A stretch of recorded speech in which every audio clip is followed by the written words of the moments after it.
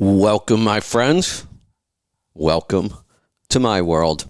I'm your host, Kevin Rutherford. It is Friday, the 15th of July.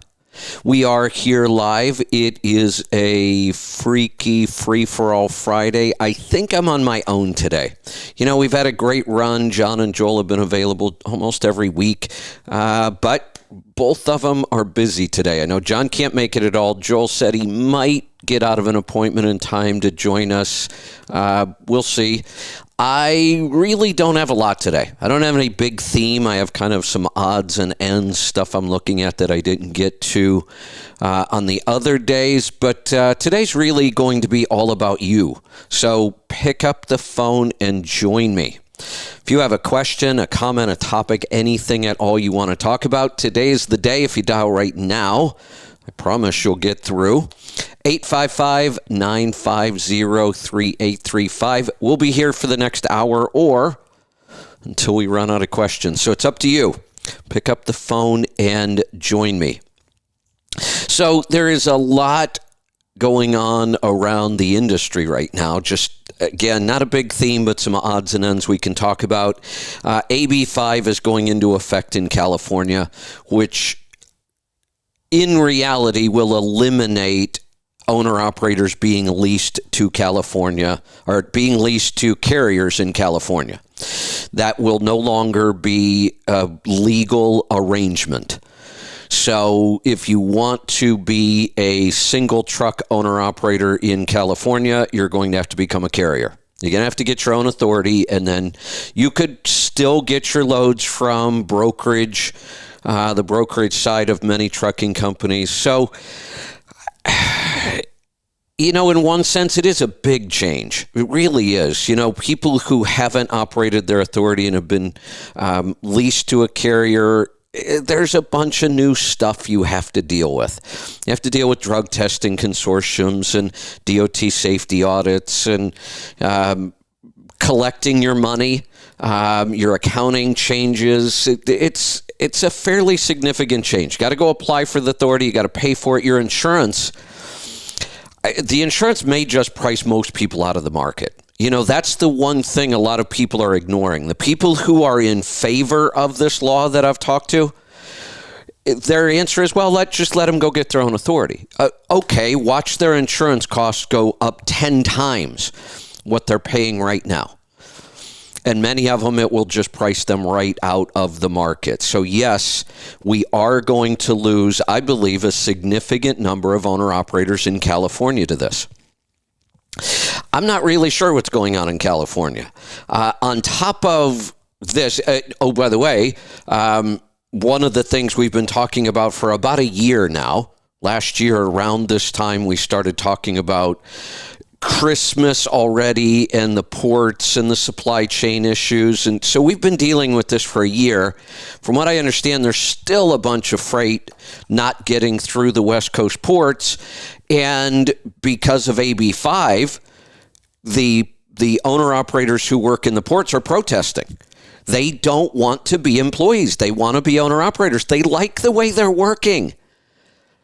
I just don't understand this, why we can't allow people to work this way. We've done it forever, since the beginning of time, and it works.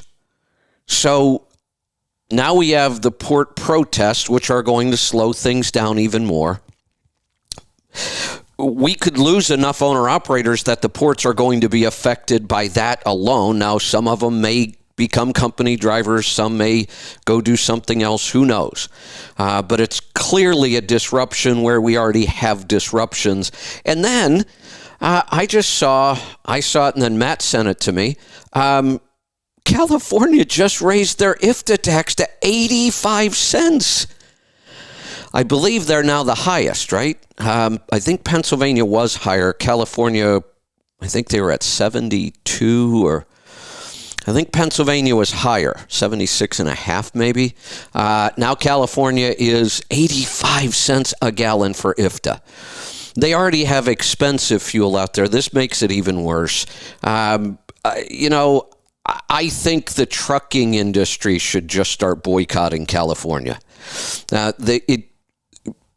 much of what they've done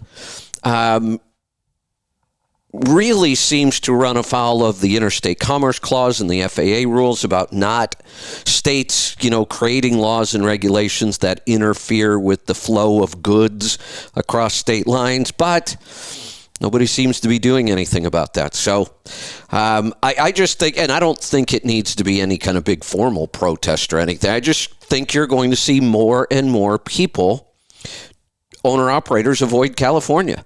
Why deal with all the hassles? It's such a mess out there, and now it's getting worse. Speaking of which, I'm going to get just a little political for just a couple minutes. Then I'm going to get to the calls. I had a bunch of stuff, but I did say today was about your calls, so they're starting to come in. Right after this point, I'll jump into the calls. If I get a chance or we run out of calls, I'll come back to some of my notes. Just think about this. Matt says California's been the highest for a few years now. Okay. I think I was confused then. I thought before this rate hike, this one, Pennsylvania, was higher. But either way, they're both outrageously high. And for California, it's even worse because their fuel is more expensive for a lot of reasons, mostly because of all their crazy regulations. This is just going to make that worse. So look at here's the other thing I don't understand. I keep hearing them brag about what an awesome job Newsom has done with the budget in California and that they have a budget surplus. Well, if that's the case, why are they raising their fuel tax rate at the worst possible time in history? Well, if they have a budget surplus, suck it up. But here's the little political rant. If you like the way California is being run for the last, several years and what's going on right now, I actually watched a commercial yesterday that Gavin Newsom is running. For some reason, he's attacking Ron DeSantis, which seems kind of odd. But the only thing I can imagine is he thinks at some point they are the two that might be running for president. That's certainly possible. DeSantis has a shot of becoming the Republican candidate, no doubt. And when you look at the Democrats, Joe isn't going to make it. Come on. He's not going to make it through his first term. There's no second term for Joe. I just don't see that happening. When you look at who else is available, they've got a pretty weak lineup. I have a feeling Newsom might make it to the top of that card. And elections have consequences. If you look at what's happening in California, if that's what you want for the rest of the country, well, then I guess Newsom might be your guy. I couldn't imagine what a disaster our country will become with thinking like that. So that's it. That's my little political rant. I'm not going to throw out any more out there. Like I said, I have a ton of notes here, some odds and ends, but the calls are really starting to come in. So let's find out what's on your mind today. Let's get started in Nebraska. Keith, welcome to the program. Hi, Kevin. Hey, I was wanting to go over some numbers with you for my truck. I'm a new owner-operator. I've been doing this since November of 2019, and I'm leased to the company up there in Louisville, Kentucky. Got it. Okay. Tell those guys I said hi. I pull a van. I will. So I pull a van freight. I don't know if you can see my fuel numbers. I gave Angie all the information in my profit and loss, my business report. Okay. I haven't got that yet. She might be working on sending it over to me. I'll log in and see if I can find it myself. Okay. Let's see. I think you have your Angie put your email in here. All right. Go ahead with your questions. Okay, so I have a 2015 Volvo. It's a 780, and it's got the D13 engine in it, and it has I-shift or 12-speed, and it's overdrive. And I also have 308 gears in the rear, okay? And I've done everything that you guys say to do to the truck, and everything Joel says to do to the truck. So I put the air dog on it, the Fleet air filter, air tabs. I do the overhead myself now because it's the only way it gets done right. In fact, out of the 2 years that I've owned the truck, the last time I ran the overhead is the first time it was actually done right. And I've only done it twice. The first time I thought I did it right, but I didn't do it right. And every time I take it to the shop, they don't do it right either because of the engine brake plungers. Right.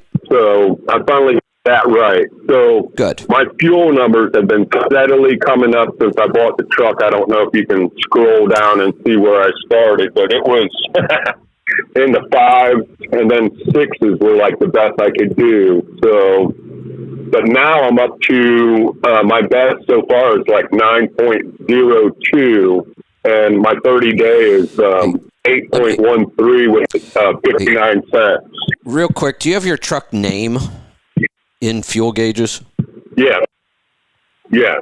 It's KMB, Kilo Mike Bravo, 20367. Okay, why isn't this coming? Oh, there it is right there. Okay, there's a space, that's why. All right, so I've got, wow, I love seeing this. This is what, you bought a truck that was really already pretty well spec'd for fuel economy. It's aerodynamic, it's got good drive line, all that stuff. And yet you've still steadily improved this truck since you have it. If we look at your overall lifetime since you started tracking it in here, it was 6.82. Nothing to get too excited about. You're not going to go broke, but it's nothing to get too excited about. Your most current 30-day is 8.13. That's awesome. Congratulations. Right.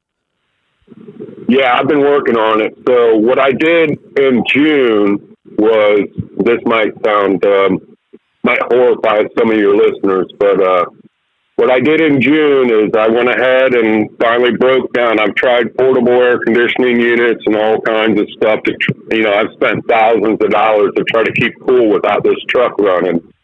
And the last one I bought was a Zero Breeze, and it worked pretty good, long as the air was, the outside temperature didn't go above 80 degrees. So, but there was plenty of nights and days that I had to run the truck, all day, and that really just kills the fuel mileage. So what I did is I spent $1,095 on a inverter generator, propane power, put 2 propane tanks on the back of the truck and cut a hole in the back of my truck and put a window shaker in here. Now the truck doesn't run at all when I'm parked. Excellent. So that's where my new numbers are coming from. Excellent. Yeah. So no, this is awesome. You buy a truck, it's getting reasonably good fuel mileage. You just keep working on it, making those improvements, and you can clearly see it's paying off. Right. So for the first 2 weeks in June, and I was out till after I put it in, I was out till June 28th. It was only 2 weeks. It was a short run. I had some stuff to do at home, right? So I spent $1,095 for the whole 9 yards to do this. I saved $921.75 on fuel, and minus what I paid for propane on the road, which was $149.66. I profited $772.09 for that 2 week run, at over $5 a gallon for fuel. And I just did everything at $5 a gallon. And I kept track of all my hours that the air conditioning unit and the generator was running. So it's already July 15th. So I'm sure it's already paid for. And I could probably have enough profit to go out and buy another inverter generator, free and clear, basically, for the money I'm saving.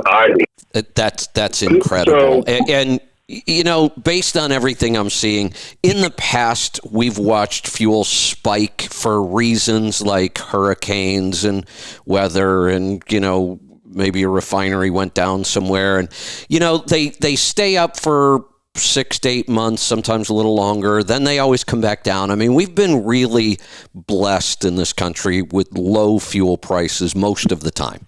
The big spikes we've had haven't lasted that long. I think that's over. I don't think, based on now, politics can change things if we get, a new administration, and they may change some things here. We'll see. But for the most part, based on what's going on in the world right now, I think these high fuel prices are here to stay. So this kind of investment is the best you can possibly make. Right. So my basic question is, I don't know if you can see my business report or not, but it's my numbers. Well, I knew June wasn't going to look good because I spent, a little over $1,000 on air conditioning and stuff like that, and I was only out for 2 weeks and only made gross $8,500 for 2 weeks. So, it wasn't really a good solid month. So my cost went from $1.20 a mile to $1.31, which I know is going to come down at the end of July. And my profit was at $1.01, but now it's down to 88 cents. And I've spent a lot of money on this truck. So like last year in September, I spent $25,000 on it for a turbo, DPF, 7th injector, and the controller that controls the injector, and 8 brand new Virgin tires for the rear. Okay. So yeah, that was a big cost, and right. But that's a short term.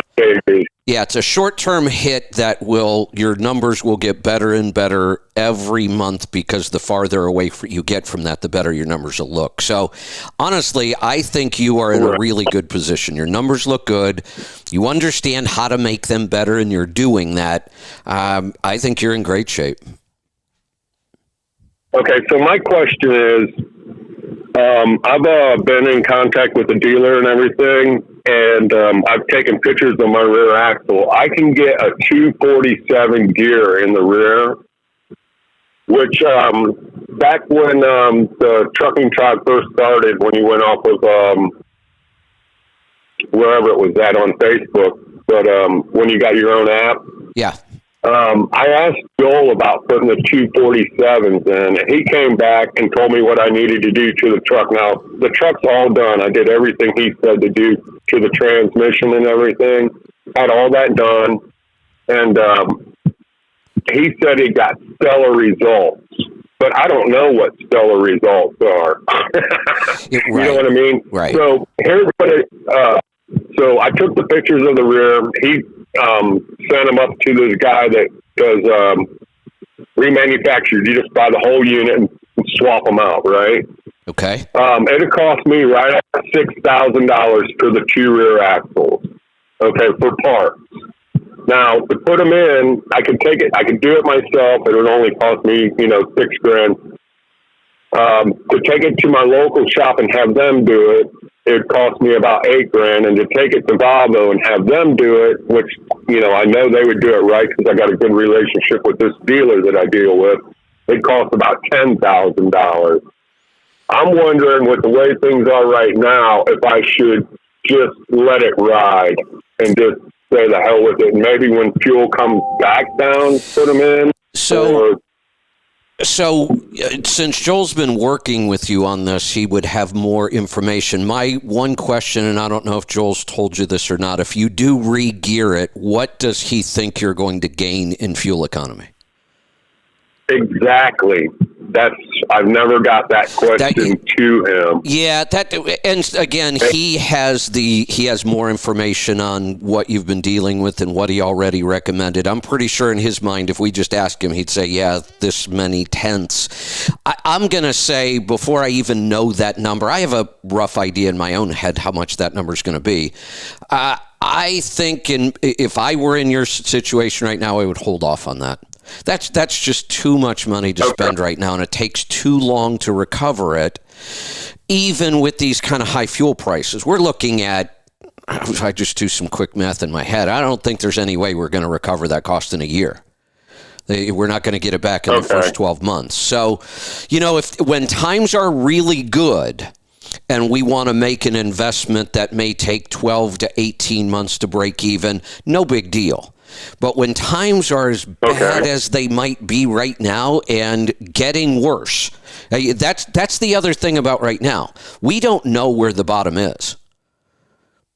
So I until we have a better picture about where the bottom's going to occur and when we think we can start to move out of it, I don't think I would spend that kind of money right now.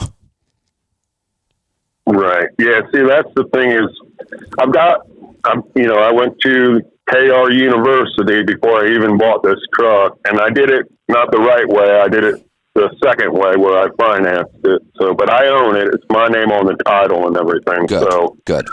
But, I put a down payment on and, I got $1,000 a month truck payment. So it's not bad. Right. And I've been struggling to, maintain, sevens, low sevens to mid sevens. And now that I'm not idling the truck, I'm seeing numbers, like my best so far is 9.02. And the other day I filled up. Yeah. So I filled up twice on this strip.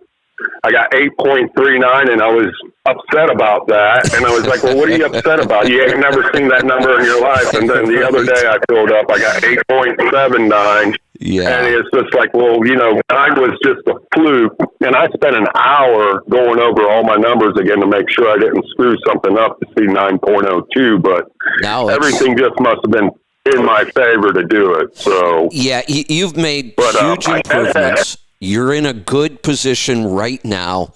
The little bit that we might gain over time by re-gearing it, and I know it makes it a little more drivable, and there might be even some emission advantages here. We do have to look at those things, but I'm just going to be really cautious right now and say I wouldn't spend that money.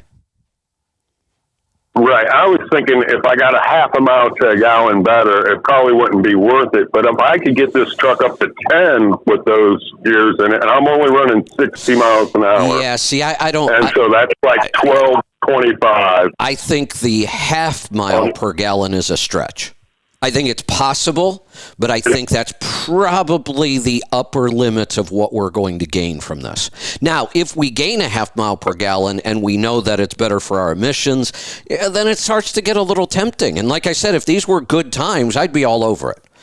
I just think that right now, cash in the bank is better than the savings we'd create. Okay, so just keep doing what I'm doing, and when everything turns, the fuel drops and rates come back up, then maybe think about it. I'm not even sure fuel may never drop again. Really, that's kind of where I'm at on this. We may never see any significant drop in fuel. Rates will go back up eventually. We don't necessarily have to wait till that happens. It's more of waiting until we can see the bottom, where we have some clear indicators that, it's been bad, it's been rough, but here's why it should start turning around. If we pay attention to things and we watch this and we learn enough, we can see what's coming. We can use the data to kind of see around the corner. And once I can see what's happening and have a rough idea, you can't guarantee anything, I'm willing to make some decisions then. But right now, not being able to see anything about where we're going, not knowing where the bottom's going to be or when this might turn around, I'm just going to be a little more cautious and hold on to cash. Right. Okay. So that's what I was wondering, and whether, when he said he knew somebody that did it that got stellar results, that doesn't really tell me anything. No, we need hard numbers. And my guess is that hard number is not going to be more than a half mile per gallon. Right. Okay. So, and I would say that I consider a half mile per gallon increase stellar results. There aren't many things you can do to get a solid half mile to the gallon. So I believe him, and I think if he says stellar, I would consider a half mile per gallon increase stellar, really good results, but I wouldn't consider it enough to make that investment right now. I would just hold off a little longer. Right. And my situation is I don't have a garage. I'd be doing this in my driveway. So the chances of me actually getting underneath there and messing with those third members, pulling them out by myself and stuff are, Right. I can pretty much guarantee it's slim and none because I'm just not as young as I used to be, and No, I'm not going to bench press that thing off my chest or anything like that. Well, so I'll probably just pay somebody to do it, Yeah, and then, also, costs go up. Yeah, and it's also one of those jobs that you could estimate that it's going to be this many hours, and it only takes a couple things to go wrong, and your time doubles. And yeah, I'd let the shop do this one. All right, we're going to head off to California. Luigi, welcome to the program. Hey, Kevin, how's it going? Good. What's on your mind today? Good. Hey, I want to thank you for your Stop Holding the Steering Wheel program. Yeah. We purchased it a while back, and we were just going to jump in and buy a truck. And I said, let's work Kevin's program. And it opened our eyes to our situation, and we decided not to buy a truck. Good. It's a company driver. Good. Well, then that's when all this diesel, all the prices went up, and trucking just getting ugly. I think your program actually saved us from possibly crashing our business before it got off the ground. Well, it opened our eyes. I just want to thank you for that. And you're welcome. You're welcome. Thank you for supporting us and buying it and reading it. And here's the thing. I've said many times, I absolutely love when somebody calls me and says, look, I took the time, I read your program, I followed it, I finally got my truck, took me a year, I'm successful, everything's great. I love those calls, but I love this call just as much, sometimes even more. It's one thing, I'm happy when somebody makes these decisions and they succeed and it's going well, but I'm also really happy when somebody avoids what could have been a disaster. I think we succeeded in that way, actually, by just waiting. Yes. And, now I know how to work. I'll know when the time is better. On the other hand, so thank you for that. My wife took her first trip with me in the truck for a week, and she came up with the question I couldn't answer was, why are there more red trucks on the road than any other color? Well, first off, I said, I don't know. Maybe this is one Kevin can handle. I've never heard this. Okay, so first off, are we positive there are more red trucks, or was that only your anecdotal experience? It seems like it. Well, that's what I mean. She noticed it. That's what we call an anecdotal experience. It's what I see every day that becomes my reality. Let me give you an example. When I first started on the radio, I used to get all kinds of people calling in and challenging just about everything I said. Oh, that's bullshit. You're wrong. People don't do that much anymore. Honestly, if I come on the radio and I talk about something, I'm not always right. I don't think that. My way isn't the only way, but I can tell you this. If I come on the air and talk about something, I've done some research and I have some data to back things up, and I've thought it through and I've formed opinions, and they're not likely to be completely wrong. They might be. Once in a while, I'll get something really wrong, but most of the time, and sometimes there isn't absolute right and wrong in this anyway, but people used to challenge me a lot more than they do now. And, that was one of the things that really, when somebody would challenge me, I would go back and double down and do 3 times more research just to make sure I was right. So we're going to have to stop counting colors of trucks and run spreadsheets and all that kind of fun stuff. To finish up that thought, people would, and back then I had trucks at FedEx. So somebody would call me and challenge me on something, and, I'd kind of prove that, no, look, this is right. Here are the numbers. Here's the proof. Then they'd want to just fight about anything. They'd be like, oh, well, you have trucks leased to FedEx, and they're always crashed in the ditch. Okay, let's talk about that. That's your anecdotal evidence, because when you drive down the road, you see FedEx doubles in the ditch a lot. In the wintertime, you do. I'm not going to dispute that. I see it when I'm out on the road, too. You also see UPS, yellow, because first off, doubles are a lot more difficult to drive in bad weather. But here's the real reason. And we can take that anecdotal evidence and say, wait a minute, we see those doubles in the ditch all winter long. Yeah, you do. But let's go look at the real data. It exists. We don't have to guess. The three companies I just mentioned where you see their doubles in the ditch all the time have some of the best safety records in trucking. When you look at the percentage, one of the reasons you see all their trucks in the ditch so much is because they have so many damn trucks. That's all it is. Okay. So here's anecdotal. You're driving around, and first off, I want to congratulate her on just being that observant. That she's paying attention to things like that and thinking. I happen to drive a red truck as well. Yeah, so we're in a red truck. Yeah, so maybe there are more red trucks. I don't know. I'm sure we could probably find some data to tell us. The next time she comes out, I'll have her start counting and picking colors, and we'll come up with some solid numbers so we can have a scientific answer. Yeah, so that'd be the first thing. Before we try to answer the question, why are there more red trucks, we better make sure there are more red trucks. I don't know that there is. Right on. I just thought it was an interesting question I'd never heard. So if somebody would have asked me what color are most trucks in the country, what's the single most popular color for Class 8 trucks in the country, I would probably answer white. But you know what? You don't notice. You don't notice white trucks. Right. They just kind of blend into the scenery. You don't really notice them.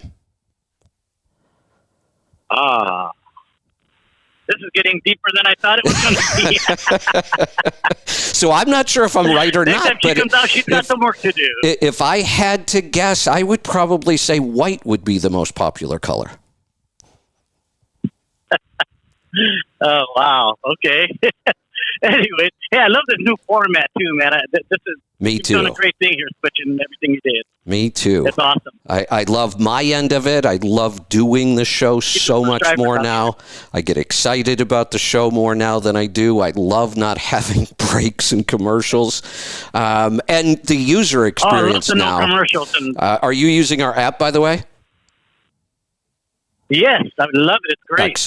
Excellent. Yeah, the user experience now, the app is so much better. You can listen to any show you want anytime now. They never go away. So, yeah, we're excited, and we're just getting started. We have a lot more coming.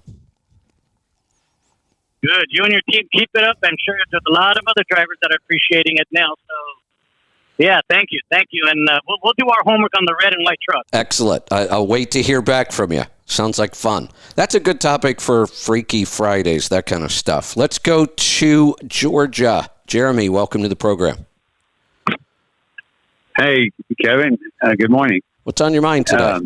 You said it's Freaky Friday, so Antarctica or what ends up in my toilet? Are those the two topics I get to pick from? Yeah. I want to talk about both, so let's get started. Oh, okay. Okay. Well, in your nutritional, therapy courses, and was there any information on, that I've been having a good run, nice, solid, long tubes, darker in color, plenty of moisture, but so lately though, it's almost like a hand grenade blew up, or remember the old gravy train dog for extra large dogs? Those big pieces, Here's the thing about digestion. But the same. Yeah. How long has it been going on? A week. Yeah, I'd give it some time. There are. Yeah. Okay. Even when we have, near perfect digestion, which is kind of where I would put myself. My digestion is so good right now. It's incredible. I've been saying that for a couple of years. Took me a couple of years to get it there. I kept saying, I got it. And then I'd go, oh, no, it's, I got to go back and try again. Now I've got it. And, the whole argument about, we need fiber to make things work right. Right. I am eating so little fiber right now, it's crazy. I mean, I'm pretty heavy carnivore right now. Not even though the garden's growing, and that's going to change in a little bit. I'm starting to harvest some things out of the garden now, so I'll shift my diet throughout the summer. There will be a lot more plants, but it's been, since last summer pretty much that I've been eating more and more carnivore. And honestly, the more carnivore I eat,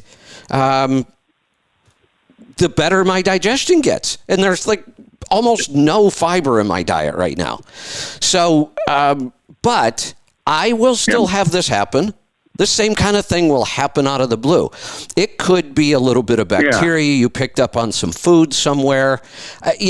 These kind of temporary changes I don't get too crazy about. Now, if something like this lasts more than about 2 weeks, then I might start looking for some sort of solution.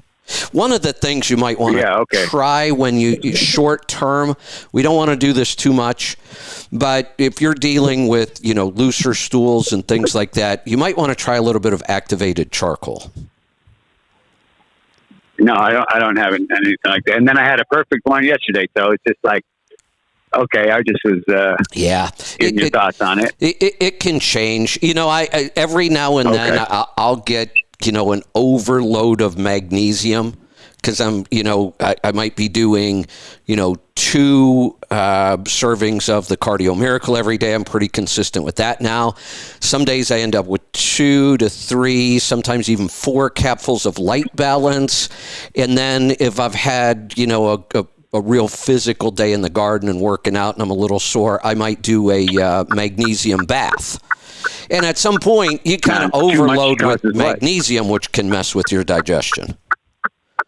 Oh, okay. But not in the way I'm describing? Or sometimes. Does it cause more of a looser one? Sometimes it tends to loosen it up some, but digestion can just be weird. When we have short-term anomalies, I don't get too worried about it. Yeah. And what about like if more...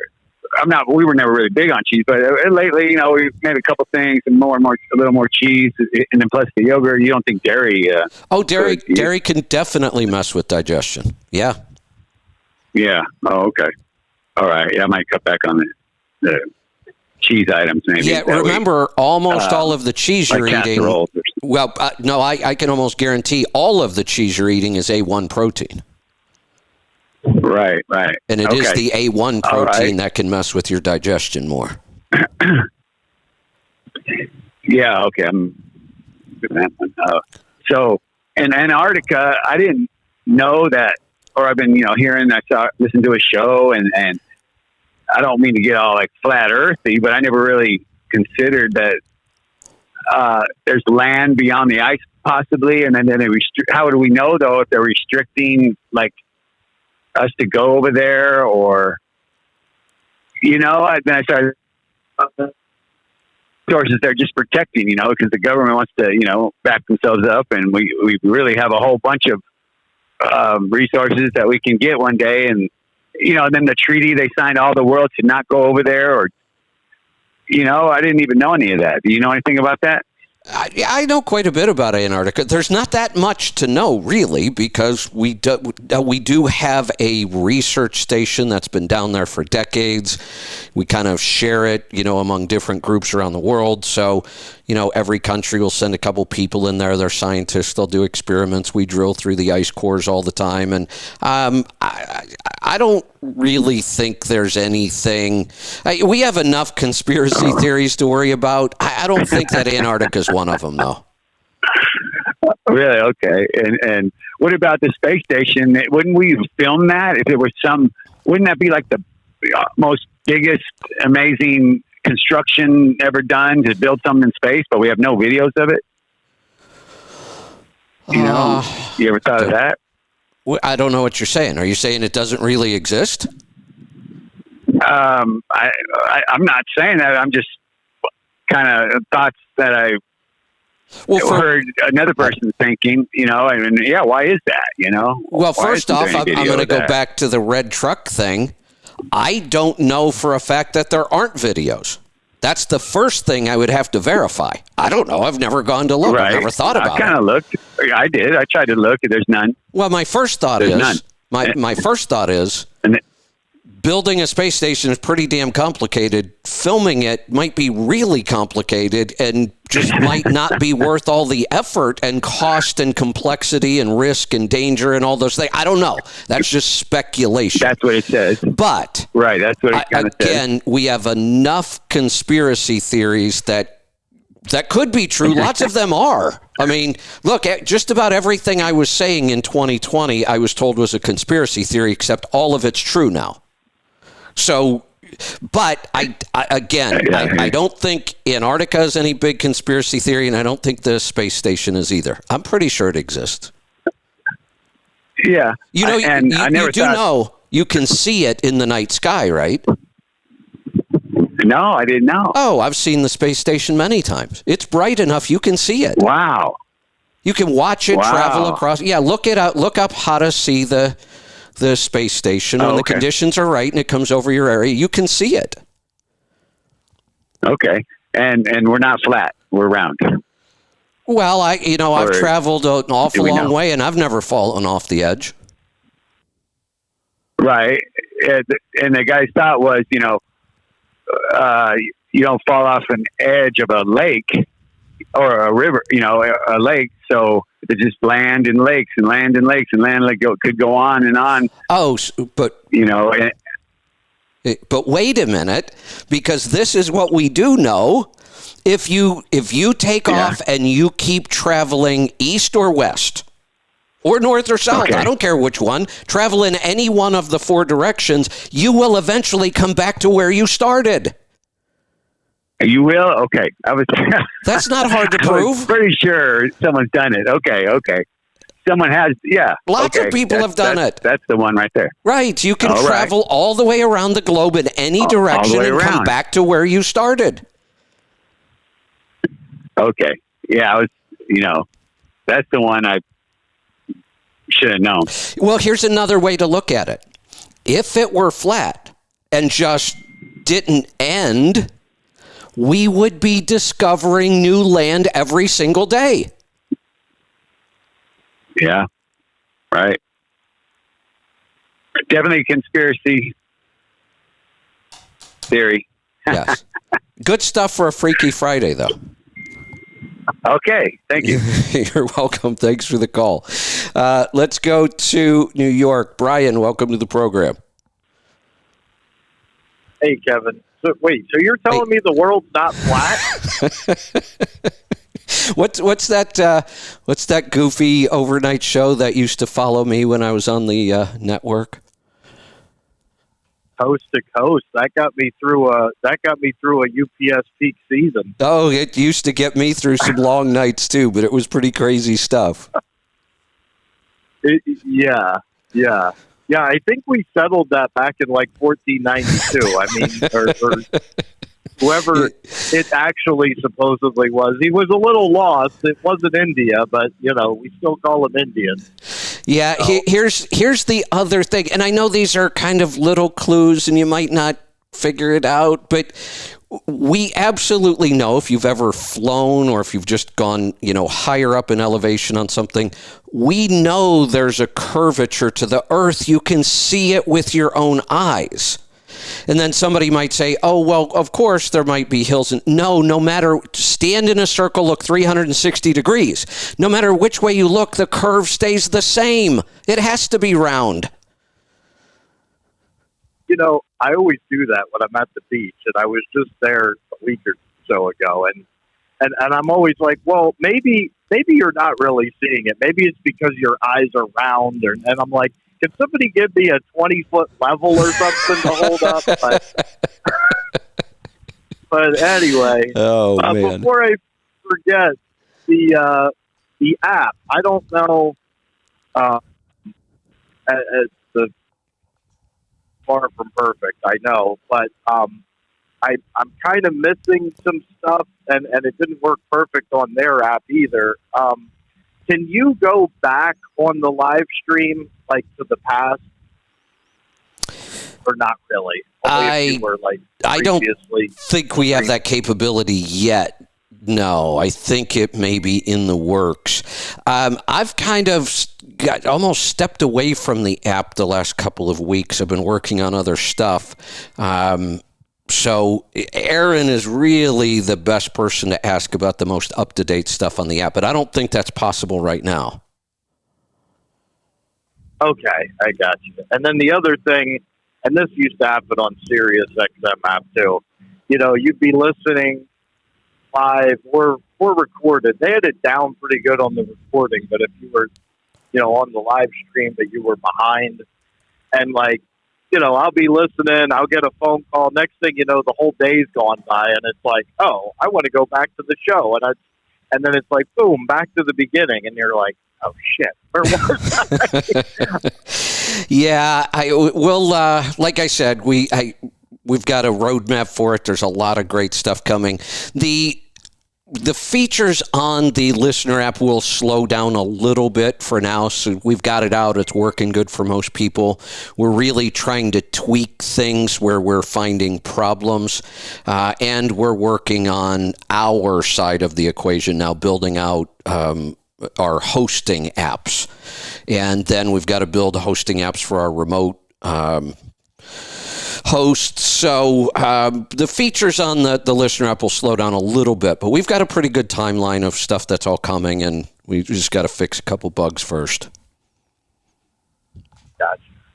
I wasn't even going to call today. I sent you an email following up on this zero carb, shelf stable kombucha. I'm glad. Hey, I have a question about that. I'm glad you sent that, by the way. Yeah.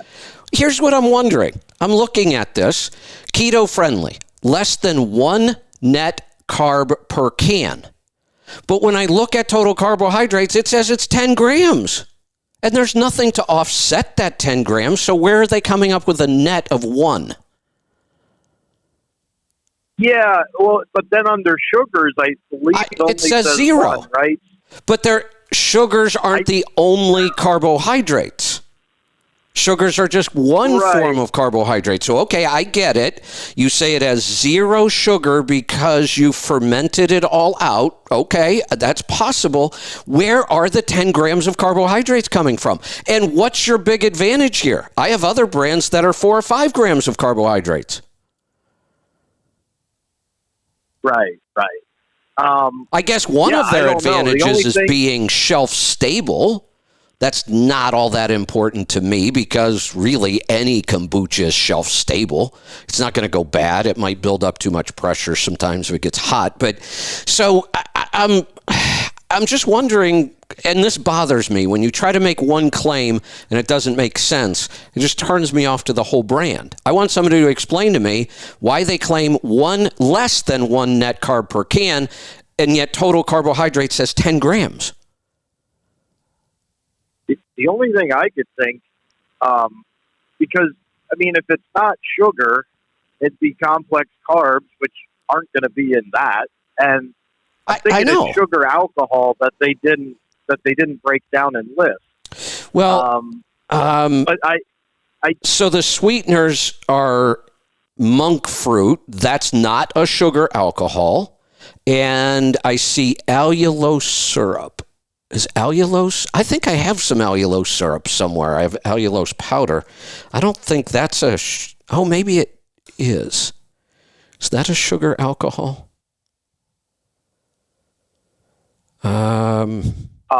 Actually, what I'm reading right now is that it says it resembles fructose. That may be how they're claiming this, because fructose doesn't spike our blood sugar. But we also know that added source of fructose is not a good idea. Let's see. Allulose, also known as D-cyclose, is considered a rare sugar that is being used as a substitute for sucrose. It occurs naturally in very small quantities in wheat, figs, and raisins. Tastes like regular sugar, but only has 1/10 the calories. That may be the allulose in there that's showing up as carbohydrates, but then they're not counting it as a carbohydrate. They're treating it more like a sugar alcohol. I don't know. I'm not a big fan of this, I don't think. Did you see? I didn't know this until I looked at it again today. It does say on I believe on the Hum label I sent, the Hum Zero, it does say that all the sugar is consumed in the fermentation. Yep, they put that right in there. It says sugars eliminated during fermentation. Yep. I thought that was interesting. It is. They ferment it longer. And that makes sense. The longer you leave it fermenting, the more of the sugar will be consumed by the bacteria. Then when it was done fermenting, it probably tasted like vinegar. And then they add back in the allulose and the monk fruit to get the taste back. Maybe it's not a big deal. I don't know. It just seems like kind of gimmicky to me. I don't know. Well, I'm hoping it's not total crap because I bought $300 worth of it. But no, I don't think it is. I mean, I don't see any real problems with it. I don't know that I'm going to run out and switch and try to find it. Like you said, a big advantage here is it's easier to get shipped, I'm sure. Right. It's just a regular Amazon thing. Yeah, so like let me kind of restate that. If I didn't have easy access to a good brand of kombucha that I liked, then I might ship this in and try it. I'll tell you, though, the price was right, too. I swear, I think I'm probably in the kombucha capital of the world here. I mean, kombucha is just really, really common where I live, so I can find local brands of kombucha all over the place.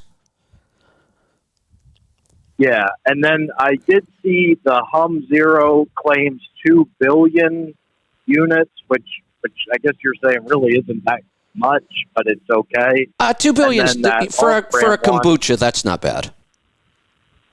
Okay, and then that off-brand one is claiming 4 billion. But that one I've had before. I'm actually sipping one right now. They're not bad. The lemon lime. I'm not so sure about the blueberry ginger. I get so tired of ginger and kombuchas because everybody, just goes nuts with it. Yeah, ginger kombucha is a very popular flavor. Yeah. But yeah, what really made me call is you started talking about fuel prices, and I was, oh my God. Or fuel taxes, rather. Yeah. Fuel taxes. I mean, I live in Pennsylvania, and it's wild. I mean, we act like we're New York or I know. DC or something. I was always shocked we with Pennsylvania being so high on fuel taxes. It seemed like an odd thing for that state. Toll road. Yeah, that's true too. Yeah. When you think about it, Pennsylvania is not a friendly truck state at all, or a truck-friendly state at all. No, it's the most expensive toll road in the world. It's almost like $1 a mile if you're paying cash. Yeah, that's insane. And that's crazy. I got major problems with that. They've been trying like hell to toll a bunch of existing bridges that are not on the toll road in Pennsylvania, including one over a creek. Oh, not even a river.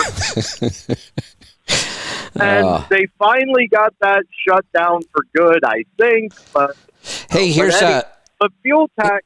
Here's another little trivia piece. Pennsylvania's always been this way. They've always been not very friendly to trucks. There was a time you were not allowed to drive doubles in Pennsylvania. Oh, wow. Every other state in the country, they were legal, but not Pennsylvania.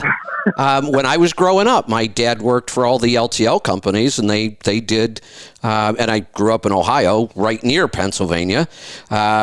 They did a lot of doubles, LTL, and you got to Pennsylvania with a set of doubles, and they had the parking lots there. You had to drop your rear trailer and go with a single, and then they'd have to send another truck out to shuttle that trailer across Pennsylvania. were you allowed to drag the rear dolly at least? As I was saying it, I was trying to remember. I was a young kid. I don't remember if you were or not. I would think you. Well, no, I guess they could leave it there in the parking lot. I just don't remember that fact. But I do know they had to break the doubles apart and shuttle them across. Yeah, I don't really have a problem with fuel tax, even if it's high fuel tax. If in theory it's the fairest tax there is, that would be if, and this is the problem, if the roads were fully and solely funded by fuel tax. It makes perfect sense.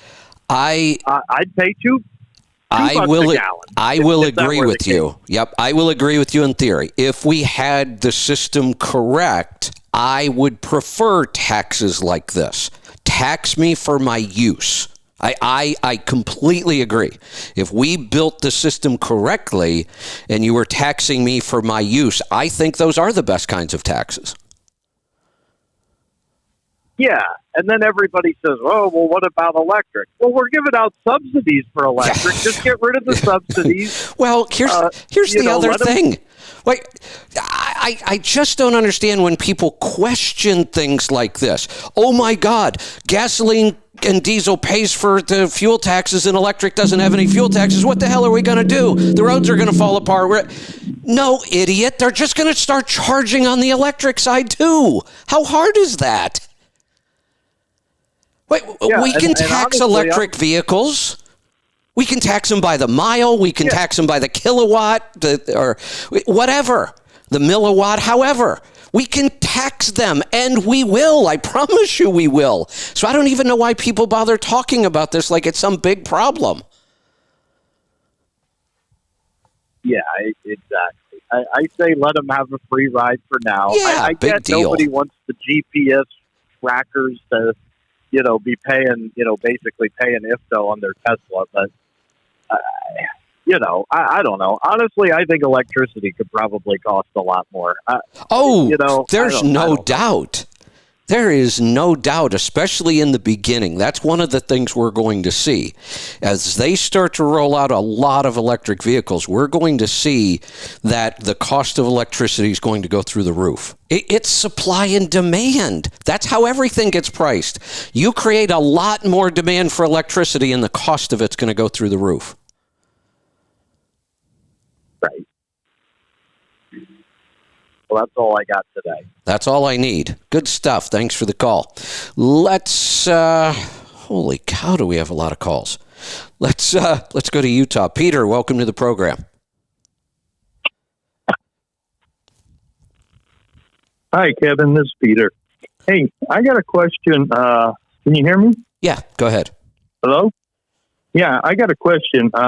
This is the first time I ever called a talk show host, but there's a show, it's called Mythbusters, and they did an extensive test on drafting behind trucks. Mm-hmm. I don't do a truck. I drive a car. Okay. But you save quite a significant amount of gas drafting behind a truck. Absolutely. They did a test. Yep. 100 yards back, you already save 10% on your fuel. 50 yards behind, you save 20%. So, from what I remember on the show. Could be. So, Yeah. that's quite a big savings. And I just drove drove through Wyoming on the I-80. Uh-huh. And I haven't seen any truckers draft behind each other, which I'm going, well, at the price of fuel, unless your company's buying it, wouldn't you want to be doing that? No. And then my other question is... No, don't go to the next question yet. Let's stick with this one.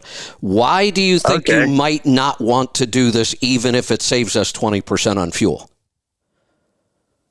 Well, for safety. That's it. Just stop right there. It is outrageously dangerous.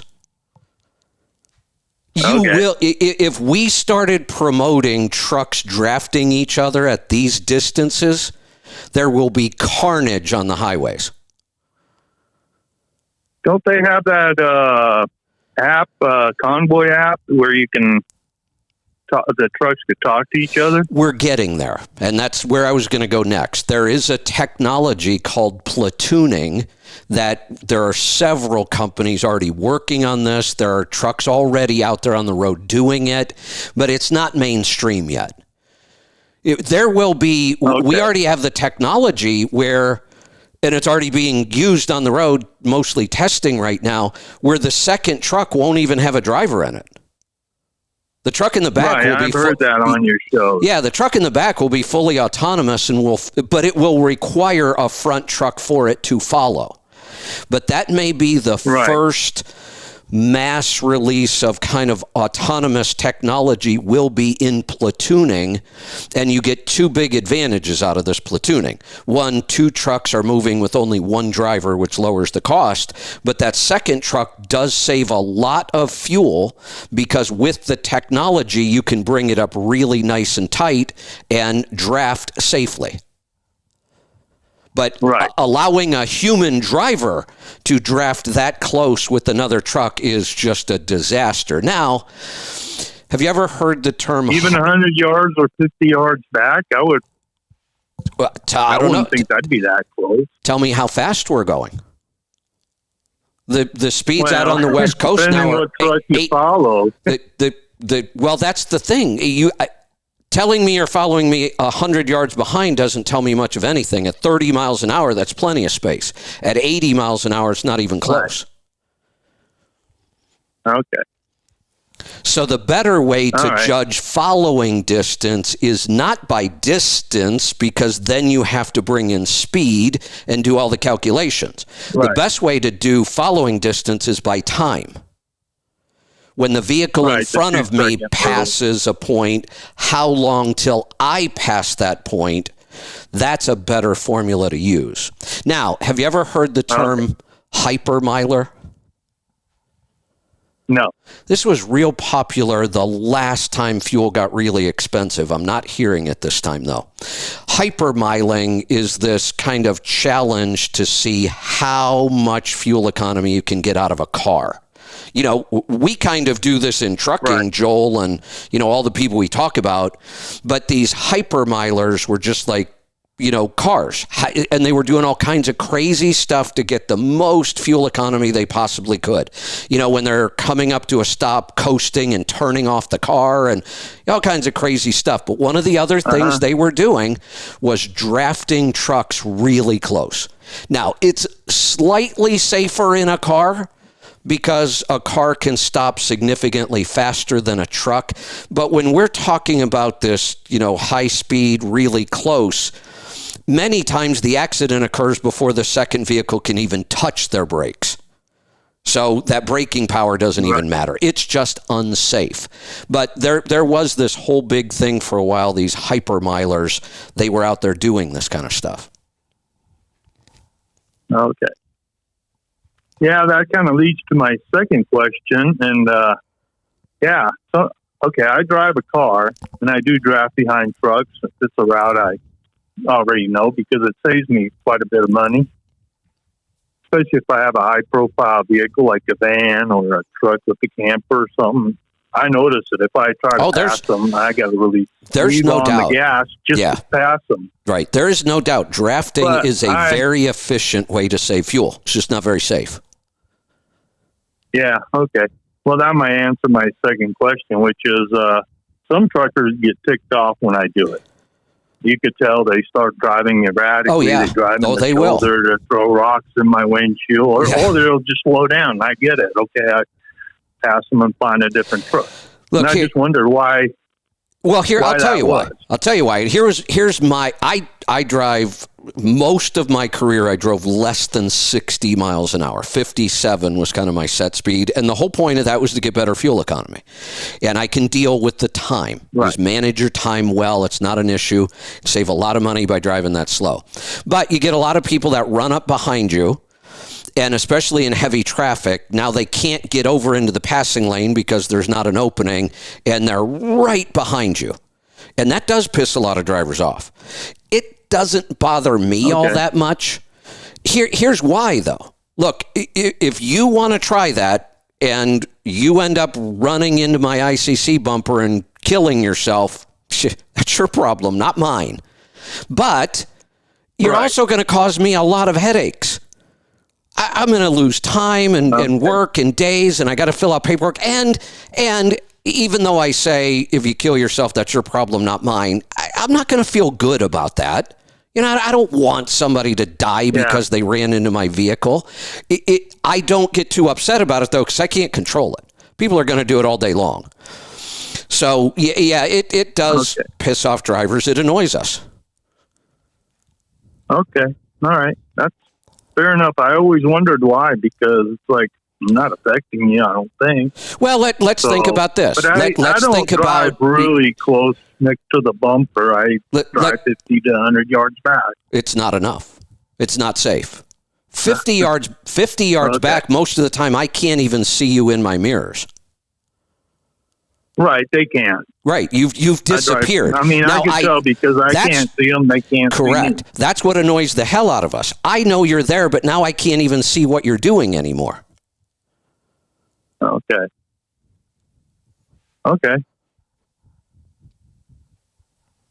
All right, well, thank you. Those were the questions I had. I mean, I always wondered, I go, well, there you go. Why is it bothering him? But that kind of explains it to me. There you go. Thanks for the call. Let's go to Alabama. Matt, welcome to the program. Good morning, Kevin. What's on your mind today? Got all kinds of things now. It's been a weird day. First off, I've been trying to pay attention. The truck's going the other way. Definitely white trucks are the majority. As probably as much as 40% of them. Wow. I mean, I haven't been keeping track in my head. And I would have to say blue is the number 2. So far. Interesting. Well, then maybe we could say red would be third, or we might be able to say that, but this is kind of cool. Sounds like the trucking industry is pretty damn patriotic to me. There you go. Yeah. Yeah, I like that. The next one, and if the world's flat or not, if you are standing in a certain spot and walk due north 1 mile, turn 90 degrees, walk due west exactly 1 mile, turn 90 degrees, walk due south exactly 1 mile, when you're standing in the exact same spot you started. Where are you? The North Pole? Well, that'd be the South Pole. If you start the South Pole. Walk north. Oh, that's right. We went north first. I knew we had to be at a pole. Yep. Yeah. Yep. Yeah. Interesting. That's right. And that's weird to try to picture. The funny thing is, Elon Musk used to ask his managers when he was hiring, that would be one of his questions. Yeah, interesting. Yeah. And admitting when you're wrong, I was wrong and you were right. So I looked up the taxes, and Pennsylvania was the highest. I thought that. For some reason, I had them in my head backwards. Yeah. California was 72, and Pennsylvania was 74. I was thinking California was 74. Okay. Yeah, it stuck with me because it was so odd. Before I knew and understand fuel tax and paid attention to all the rates, if somebody would have asked me who has the highest fuel tax, I would have never thought of Pennsylvania. Yeah. And I mean, I guess I don't remember everything from way back, but they've always been on the higher end. But I remember, the Northeast, New York. Right. I remember it was Connecticut, or one of them used to always be really high, but they've fallen down the list quite a bit. They have, yeah. There was a time when I used to think Florida was high. I don't think it is much anymore either. So many other states have increased. And for your reference, you still talk about the old days of comparing Georgia and Florida. Well, Georgia's come way up. There's only like a penny difference anymore. Oh, really? Georgia used to be like 9 cents a gallon or something. Yeah, I think Florida's 30. 35, 36, and Georgia's 34. Well, Wow. Georgia will probably go higher because they just did a whole quarter where they suspended their tax. Okay. Yeah. So they'll have to make it up, right? To make up the difference. Yeah. Yep. Yeah. Oh, and man. that's when they went way up, was after 08. Yep. Because they did the same thing in 08. Yeah. They suspended their tax, lost billions of dollars, and then jacked their tax rate way up. Yeah. Boy, Florida probably hasn't increased theirs in a decade or more then. Yeah. So, trying to think what else I was going to say, but hyper milers, fuel mileage, and some of our crew. I'm going to try to up my mileage on Monday. I'm taking a trip down towards Milwaukee and spending a few days with Steve Crone. Oh, that's exciting. Make some improvements on the trailer around the axles, and then try to figure out something to close up the gap fill in the gap between the truck and the trailer. Awesome. Well, that's exciting. Tell Steve and his son I said hi. So, yeah, he's hopefully push him into the aftermarket add-on. There you go. That's right. He's got his prototypes and he's working on production. So, well, I can trailer diffuser. I can promise him if he ever wants to bring a product to market, I'd be more than happy to help him market it. Yep. Speaking of which, I just got my first invitation to speak in a long time. Last 2 years, all the events got canceled. And even prior to COVID, I had really kind of stopped accepting invitations to speak. I just didn't really want to, because most of the time I'm going to have to fly and it ties up a couple days. And so I was really turning a lot of them down. Or when I got a request, I would just give them a crazy high price. And if they accepted it, then it was worth it. And I'd go do it. Most of the time they would just, So well, you probably know this because your wife has been the one that's been handling it all. Just somebody out of the blue. I don't even know anybody at this organization. They're in the trucking industry, but it's not directly trucking related. They're like a third-party service provider. Small event, only 100 people. That's not a very big event at all. And it's in Nashville, so I thought, that few people, they're just not going to want to pay much. And do I really want to go to the East Coast in November? And so I didn't just want to say no, because I haven't got an invitation in a couple of years. So I said, yeah, I'm just going to give them a crazy price. So I gave them a crazy price. And then their next answer was, I just thought they were just going to say no. But their next answer is, oh, well, actually, we have 2 events and they're a couple days apart. What would be your price for 2 of them? So obviously they're willing to pay this. So I guess I'm going to go do it. I'll certainly give them a break on the second one, though. Yeah, like John has said, the business side of things, spending money has not slowed down yet. It's certainly not. They didn't even balk at this price. And it's not I've charged this many times for speaking before, but for 100 people, this is a small event to spend that much on a speaker, but it looks like they're willing to. So I guess I may be doing both of them. Yep. Oh, one more thing we could talk about. Yeah, hold on, don't go, because you sent this to me. The authorities. Oh, yeah. The numbers on authority. Yeah. So, the actual company is it, I always get the letters backwards, FRT or is it FTR? FTR. Freight? Yeah, FTR. FTR, yeah. They're the one that actually puts the information together. But you go to their website, they don't have articles published. It's somebody else will publish using their data. Yeah, actually, this was all put together and written by Avery Weiss. Avery Weiss is over at FTR now. I know Avery from, a couple decades ago when I used to write for, was it CCJ? I think it was when I was writing. He used to be a part of Randall. Randall has Overdrive and CCJ and a bunch of other magazines. But I'm pretty sure I was writing a column for CCJ and he was my editor. years ago. So I could probably reach out to him. He's the one that put all this together.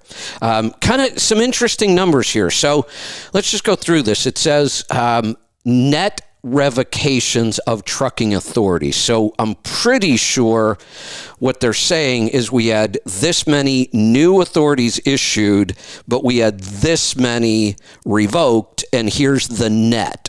Did we gain trucking companies or did we lose trucking companies? So I think they're giving us a ratio. They're giving us both. So it says net revocations of trucking authority totaled more than 6,300 in June. That's the number we were looking for, June. Now it says, which is the most ever recorded, except for the nearly 9,300 we just had in May. But they think that 4,000 of the June, the May numbers. They think the May numbers were artificially high because they changed some requirement that you had to have a process agent in every state. And I guess we have a shortage of process agents. So companies lost their authority because they didn't have process agents. Is that what I'm understanding from this?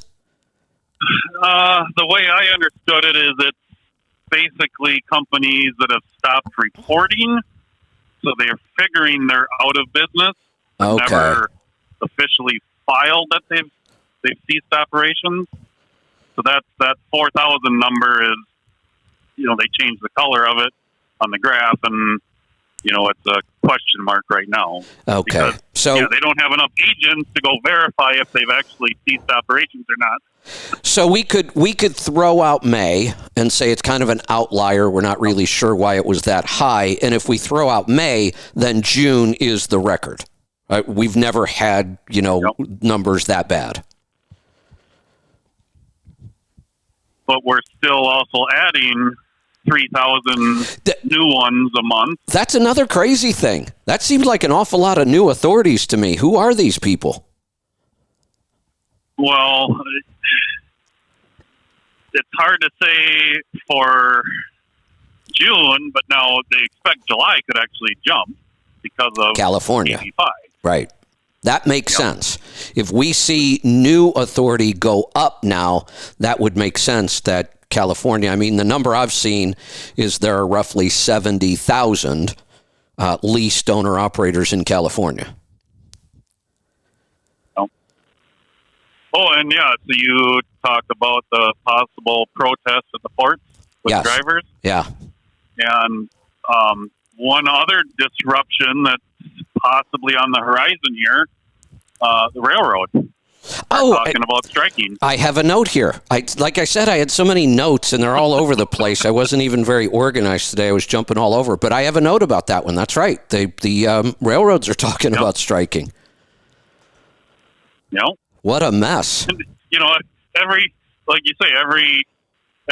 new headline or whatever, you start to think about the book. The book. It's making the end of the world is it's making me crazy all of a sudden. I'm reading the headlines going, look, he said that's going to happen. Look, this is what he said was going to happen. It's making me a little crazy. Yeah. And we didn't talk yesterday that this is something I read about years ago.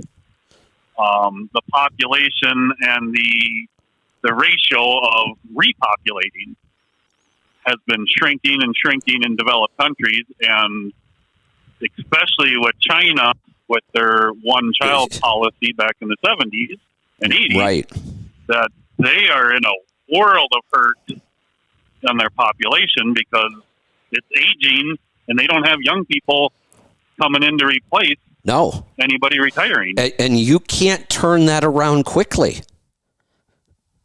No. Yeah, that's it's the other thing that, well, I guess it really doesn't surprise me because I've always kind of thought this too. Again, we have, such amazing geography here in our country. The claim in the book was we could double our population and it wouldn't be a problem. Well, this is all of us that have complained about population growth and urban sprawl and all that. The United States is still one of the least Yeah. populated countries by acreage or Right. square mile or however you want to measure it. Yeah, we have so much room still for people. It's not even Yep. funny.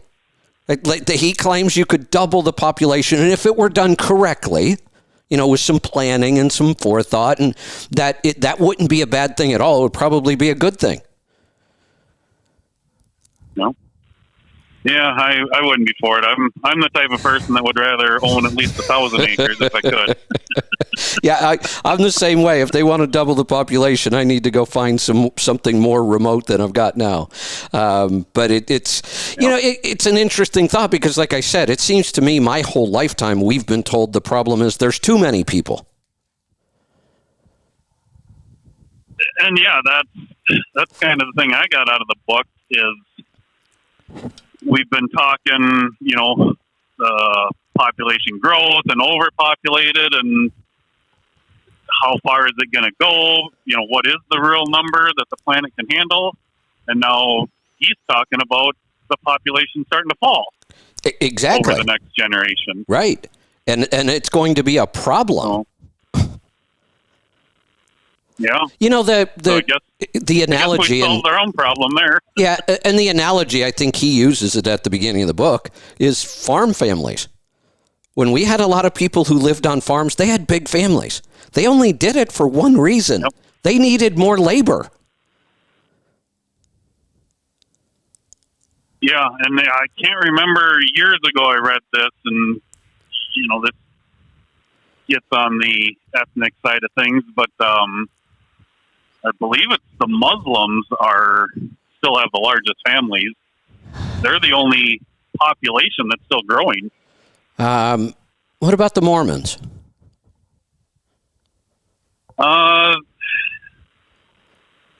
That one I don't know. That'd be an interesting one. And I have a lot of friends, business associates, and they all have big families.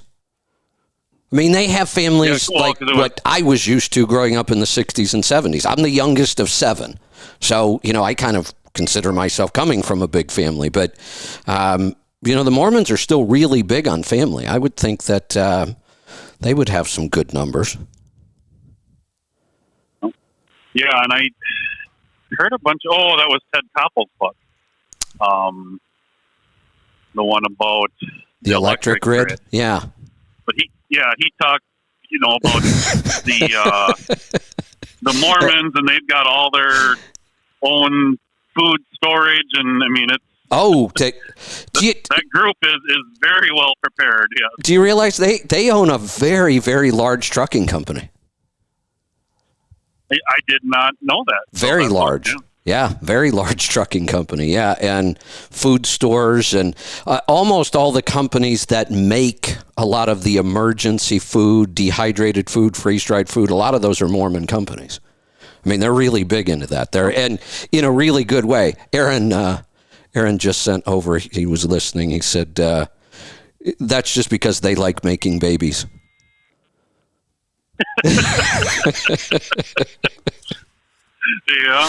Yeah. Well, I don't know of any culture that doesn't like the process of making the babies. It's the raising of them that that's right. People are away from. Yeah, exactly.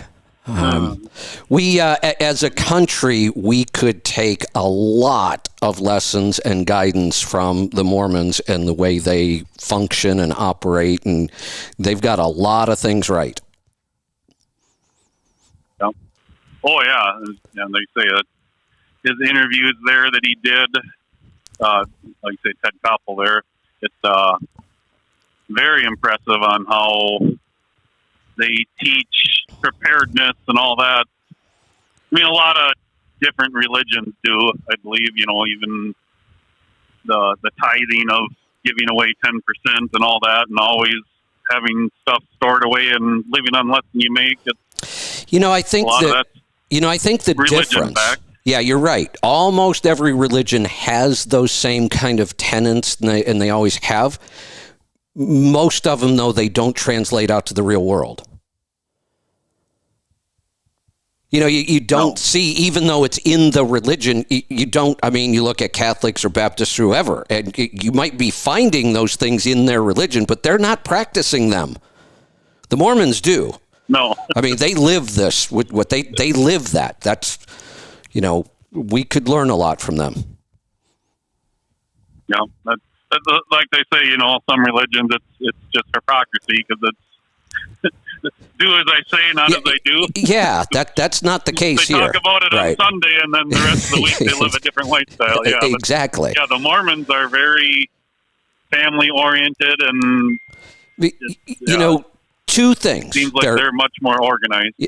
They're very family-oriented, and they are very personal responsibility-oriented.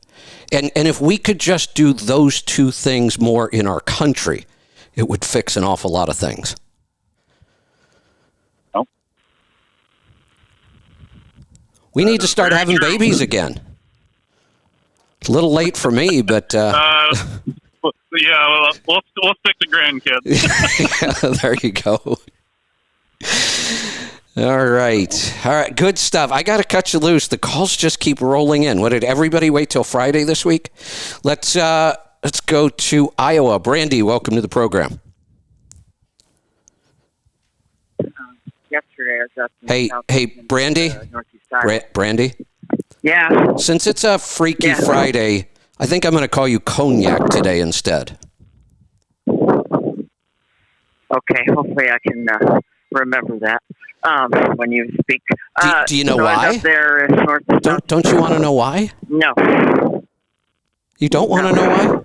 Oh, wait a minute. Oh, wait. No, I know. I'm sorry. My brain wasn't. Yes, I'm alcohol. Yes. Yeah, but here's the thing. Cognac can only be called cognac if it comes from a specific region of France. But brandy and cognac are technically identical. They're made the same way. Similar to, technically, you shouldn't be able to buy anything called champagne unless it comes from the Champagne region of France. Everything else should be called sparkling wine. And most of the world kind of accepts that, except the Americans. We're just too arrogant. If we want to call it cognac and champagne, we do. Yeah. Okay. Just a little weird trivia for a Freaky Friday. On the punch there, but okay. So, like I said, I was up in southeast Minnesota, northeast Iowa, and I was looking at the Amish gardens and farms, and this is really what sparked the question. So, Congo, or as well as Sri Lanka, they used to be really wealthy nations. And then they adopted the green policies. And what I've been hearing is it's the fertilizers that have basically made their production of food where their people are starving. And now they want to do this to our country. So in the question of fertilizers is what the government wants to do, and the people starving. Is that necessary, or is it because we really do need those fertilizers to grow things organically? There's no easy answer to this question. Now, first off, when you're talking about the fertilizers they're using, that's what makes the farming non-organic. It's the fertilizers that started the problem. So, let me get my thoughts together on this. I'm going to mute you for a second. I'm getting a lot of background noise again, but you're still on the line. I'm going to come back to you. But while I get this thought out. So when we use those big three, what is it? NPK, nitrogen, phosphorus. I forget the other one. I think it's the big three. Those are what we kind of call chemical fertilizers. The problem starts there. When you use those fertilizers, plants grow really well. They'll get bigger, they'll get greener. If you manage it all right, they'll put out more produce. No doubt about that. But it destroys the immune system of the plant. Even though that plant looks big and green and healthy and it's producing, it is a very weak plant. It won't hold up to insects well. It won't hold up to weeds well. Everything will affect that. It has a very weak immune system. When you grow plants naturally with compost and natural fertilizers. So now let's go back. You use those chemical fertilizers, which do grow more food. There's no doubt about it. They grow more food.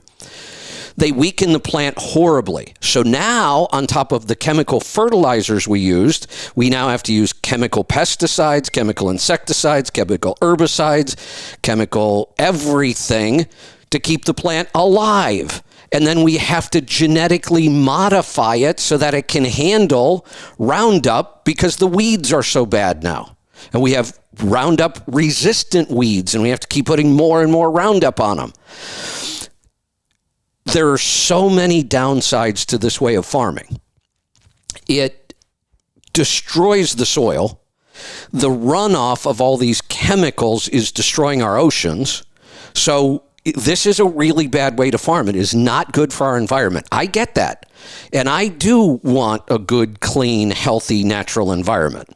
So I am actually for this part of the Green New Deal, but not the way they're attempting to do it. They're going to screw this up bad. We need to have a very slow, well-planned transition to going back to true, natural, regenerative farming. We can't just put these stupid regulations in place that expect farms to change overnight. It takes 3 years to become organic, and in those 3 years, you have horrible yields. Your costs go through the roof. Your revenue goes way down. Most farms cannot afford to do this. Not without a really good plan. So the two countries you're talking about, they have destroyed their entire economies. Those people are starving. They're rioting. I just had Matt on, and those are some of the things he was talking about in this book. That those are the kind of things that are already starting to happen that are part of this transition. Those countries have destroyed their economy by trying to go to green agriculture too quickly without a plan. Hello? Yes, you're there. Okay. Yeah, I agree, which is where that came from the book. One thing I noticed about the book, so I'm now in the section where he's talking about the dimensions of the containers. Basically, that's just to tell you where I'm at. I still got 12 hours to go, so okay. I'll finish that this weekend. But one of the things I noticed was that he said he tried to get the book out in time, and it just as the Ukraine war started. So he doesn't have the information of the events that have happened between now and then. So in those days, I know it sounds weird, is that things were a little bit more calmer. Things were generally, and you have to wonder, and maybe that's just my He got this book out in June. That was only a month ago. June, yeah. Yeah. Yeah, but the book was released, printed, I guess, in February. Oh, yeah. He managed to get some updates in there. I mean, really, for a book, it's just about as updated as you're going to possibly get it. I agree. You know, one of the things I actually wish this guy would start doing, Alex Berenson did a really good job of this with his book called Pandemia. And what he did was he released like chapters at a time because he was self-publishing on Amazon. And he was releasing like chapters at a time because he was talking about the pandemic, masks, lockdowns, vaccinations, and that information was changing every day. So that's how he wrote the book. He wrote some chapters, put them out as a booklet. You'd go download it, read it. Then he wrote a couple more chapters in another part. And that way, each time he could kind of update on what he had already put out. You know, in today's world with things changing like that, I'd really like to see this author kind of do that. Maybe follow up this book with, you know, short booklets every couple of months to keep us updated. Right.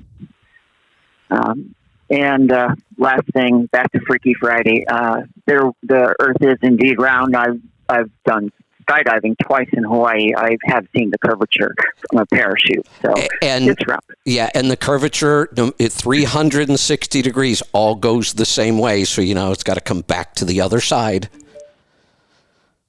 Yes. Yep. Yeah. That's all I have. All right. Thank you, Kevin. All right. Hopefully, for the most part, I think we've kind of dispelled the myth that the Earth could be flat. I think we've accomplished that today. Let's go to Michigan. Mark, welcome to the program. Oh. Hey, Kevin, how you doing? Good. What's on your mind today? I have an oil sample for you. Mark, I don't know. An oil sample sounds a little ordinary and boring for a Freaky Friday. It is. Yeah. Let's do it anyway, though. Let's do it anyway. But let's see if we can find anything fun in here. Yeah, it's not much. So we've got a D13. What year? 21. Okay, that's what I thought. It's a turbo compound. Yeah. I don't see anything at all in here that I would be concerned about. This looks like a really good sample. I know they flag fuel dilution at 2.1. There's no fuel dilution at 2.1. You don't have to worry about that. Yeah. You've got virtually no soot.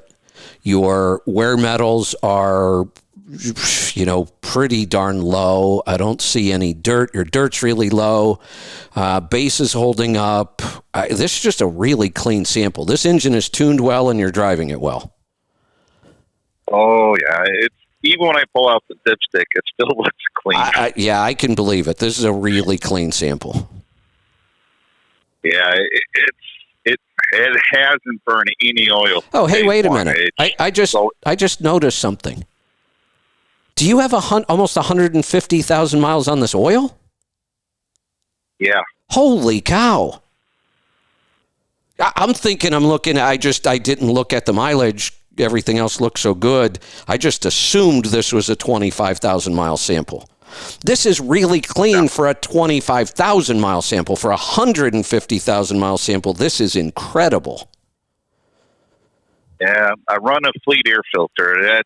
That was probably the first thing I put on the truck because the stock air filters, in my opinion, they just don't start to clean till they get dirty. So, and then they start restricting. Correct. Right. Yeah, they start holding back. Yeah. No, this is this is a fantastic looking sample. Yep. It's even like I said, I pulled the dipstick out. There's still a sense of brown in there. It's not black. At 150,000 miles. Wow. Yep. Yeah, nice. That's the turbo compound engines. They run very, very well. Well, this one runs very well. So, and here's the other thing. Joel's been saying this for a while. This is pretty clear evidence of it.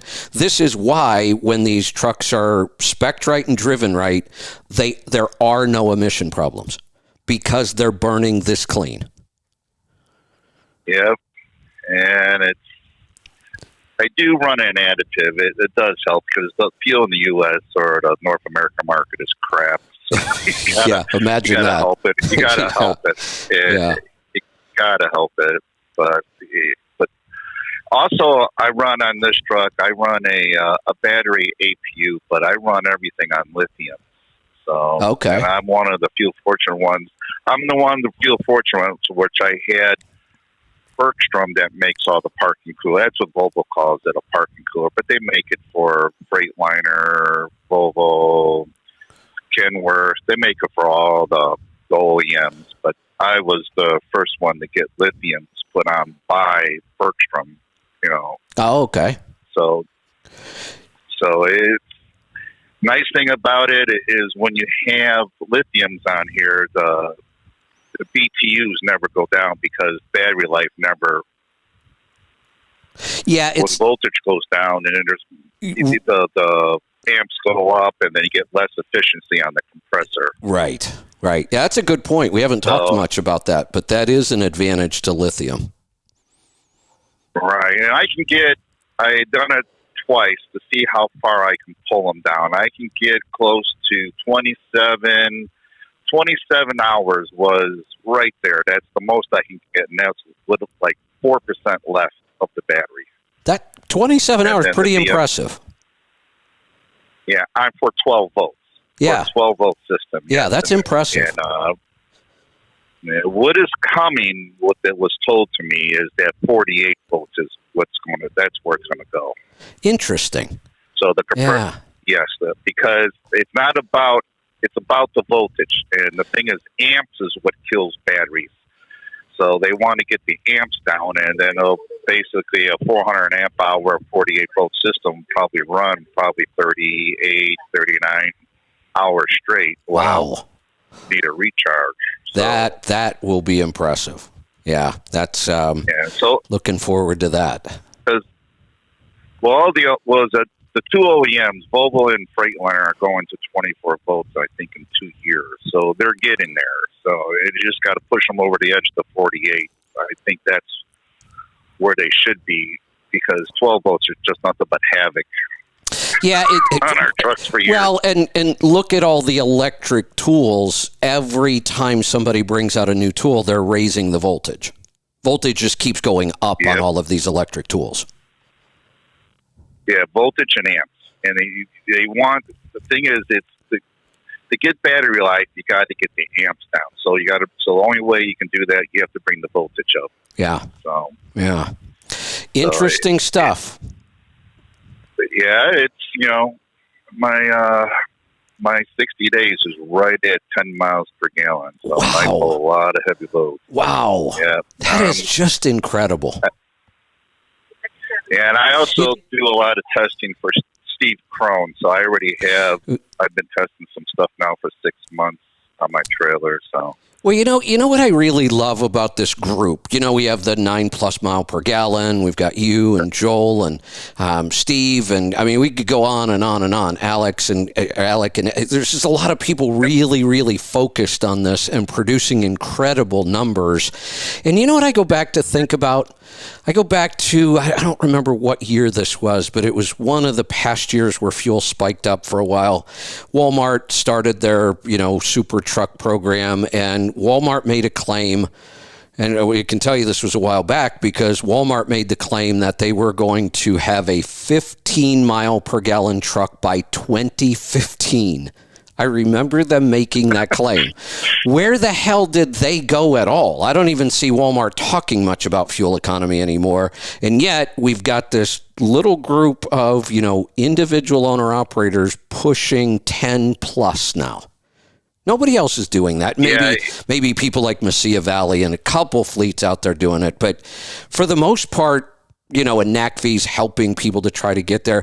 For the most part, this group that we talk about, these are the people putting out the best fuel economy in the entire country. It is, and it's not just one thing. It's a multiple of things. It's a lot of things, right? Right. And it's not a magic pill like you go get a Volvo with DC engine that's going to make it. It gets you in the ballpark, but you still got a long way to go. That's right. Yeah. And like the people that you mentioned, we work at it because we are persistent. We enjoy doing what we do to make those numbers. It tends to be a little competitive for all of us, and we all make fun of each other. Oh, yeah. Yeah, absolutely. Camaraderie. It's camaraderie. And, but I do want to say that the Volvo engine, if it's spec'd right, you can pull heavy with no problem, and you make double digits. It's phenomenal. Really, and I'm getting another chance to go through, I think, more Volvo training. The last training I did was fantastic. That's when I learned how important that engine design was and why the Volvo engine, we can make this claim, I believe, is absolutely the best Class 8 engine on the market. And when you see the design and you understand it, then you see why. The next training I'm going to get to go through, I think, is all driveline. understanding how to gear better and all kinds of stuff. So I'm looking forward to that. But there's no doubt this is the way a Class 8 engine should be designed. Right. And it's all about maintenance. And, the biggest thing about emission trucks, I don't idle. It basically, if it idles like for 8 minutes, that's long. So I pull up, I turn off that truck and I walk in, check in, go back out, start the truck up, back it in the dock, turn it off. This truck does not idle. And to understand what I do is I don't run one way light, then run back the other way empty. I'm always on a load, 10 miles away, 30 miles, 60 miles, I'm always on a load. Yep. So my fuel economy is showing exactly what I'm running loaded all the time. Which is just incredible. Really. It is. It is. It is. And going back to the mission stuff, everything is about maintenance. And I think Joe has talked about it. There's a lot of things that have to be changed on an annual basis, and most people just don't do anything.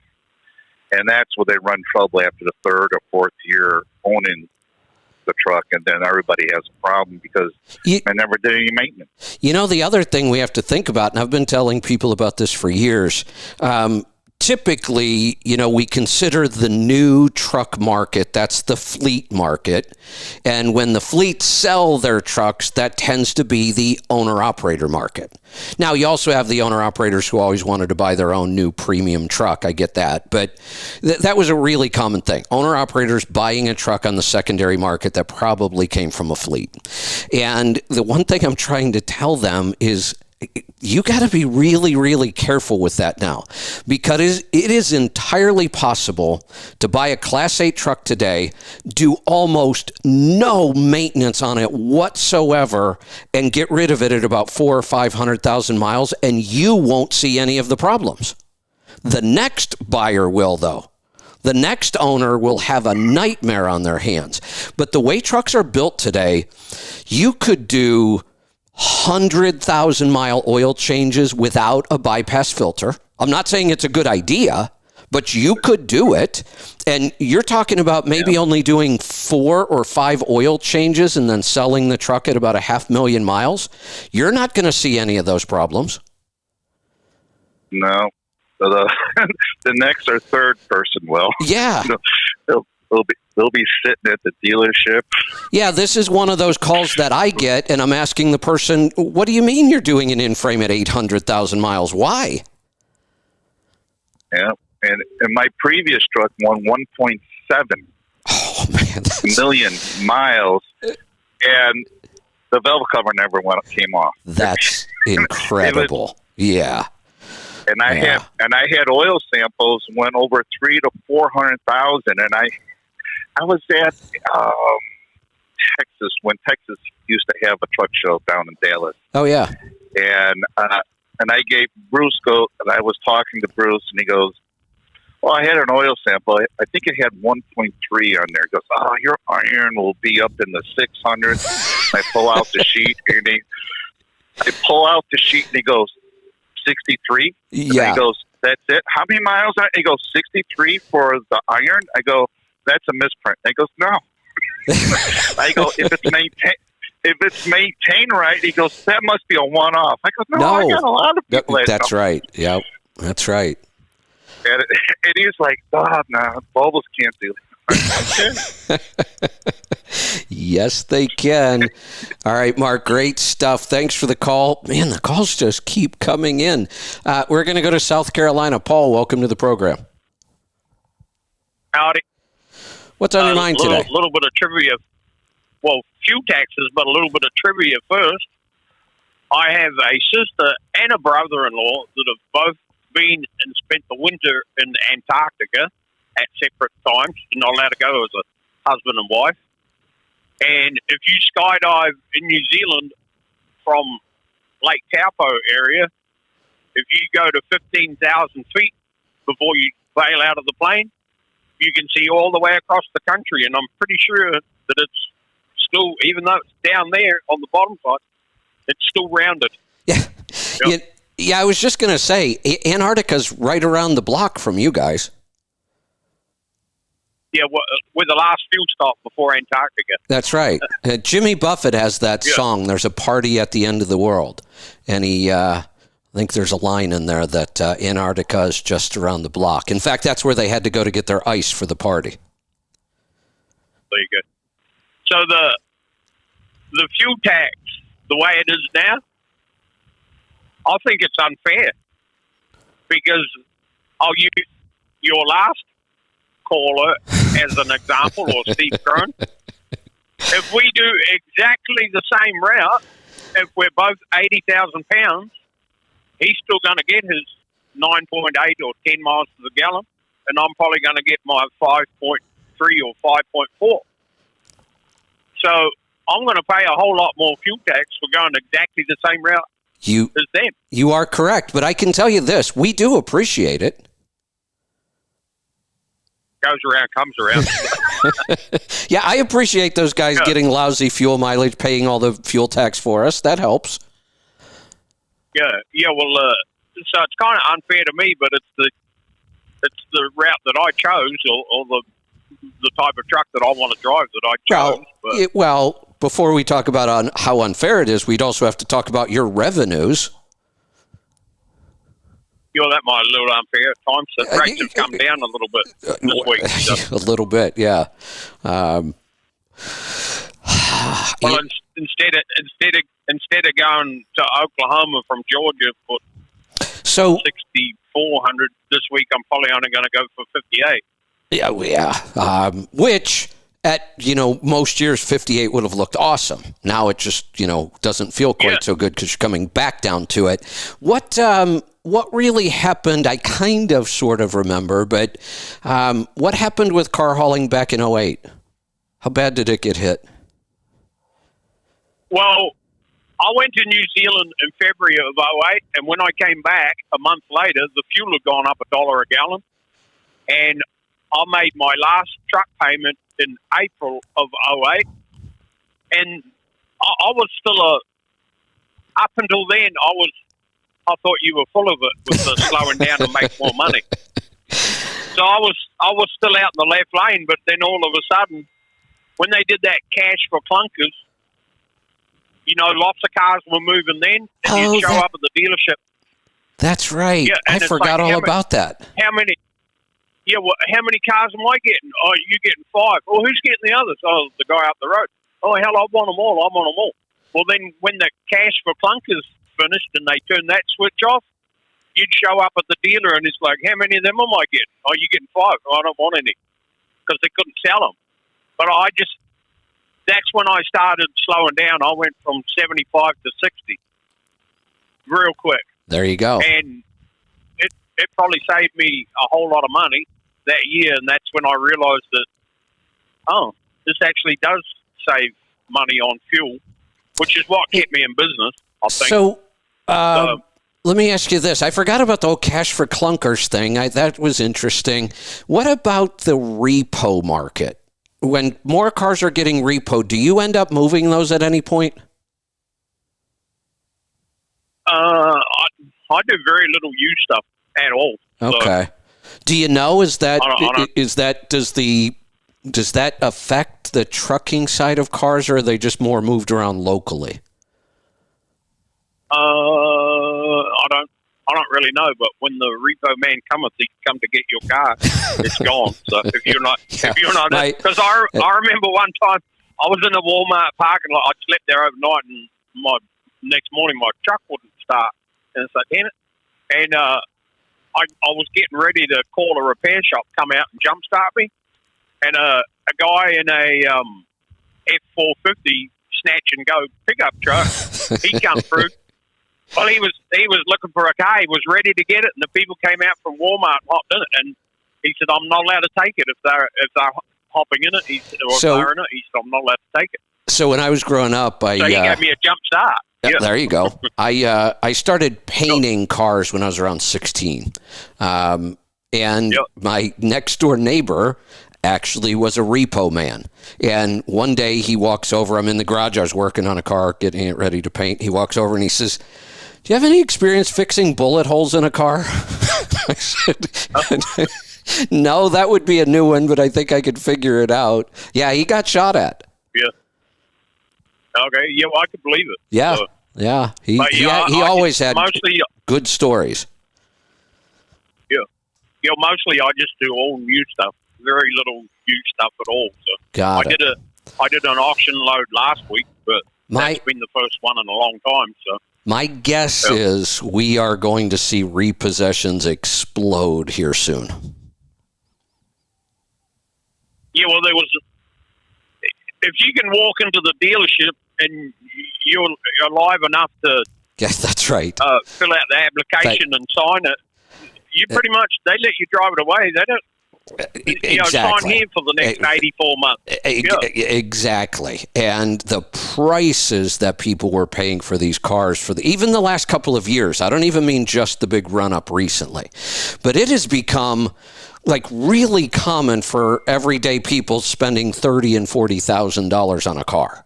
And we're just going to see a huge slate of repos coming, I think. Yeah, well, I just bought me a brand new used car, a Kia Stinger, but I got because I've listened to you, I was quite impressed with my credit score. They told me I was at 863. Well, last time I checked, I was at 706, which was a couple of years ago. Awesome. And so I got a real good interest rate, and I've put down a good deposit, and my payment is low, and the insurance is low, and I'm happy. And there you go. Keep on riding around. So, there you go. Good stuff. All right, we're gonna keep rolling here. We're gonna head off to Wyoming. Tom, welcome to the program. Hey, Kevin. Thanks for having me. What's on your mind today? Well, a couple little things. I wanted to talk about my business, but before we get to that, I wanted to mention the whole thing about the red trucks. The guy had mentioned that he drove a red truck, and it's been talked about many times. You know, you buy a car, you buy a Camaro, and then you see nothing but Camaros on the road. I think it's all psychological. You know, and that is true. That is a phenomenon. We know it happens. You buy something, and then you notice that thing everywhere, cars being, one of the more common. The one time that did not happen to me at all is the last vehicle I bought. The last vehicle I bought may be one of the most unpopular vehicles in the country. I've had it like 4 years. I think I've seen maybe 3 others. They're talking about your FJ? No, I have a Range Rover Velar. Oh. And they actually just brought the Velar back in 2018. The Velar was actually one of the very first vehicles that Range Rover ever built, or Land Rover, a long time ago. And they brought the name back in 2018, and I bought one. And I thought it would be that same thing. I'm going to start seeing these things everywhere. Nobody else bought one. Not sure why, but there's just not many of them around.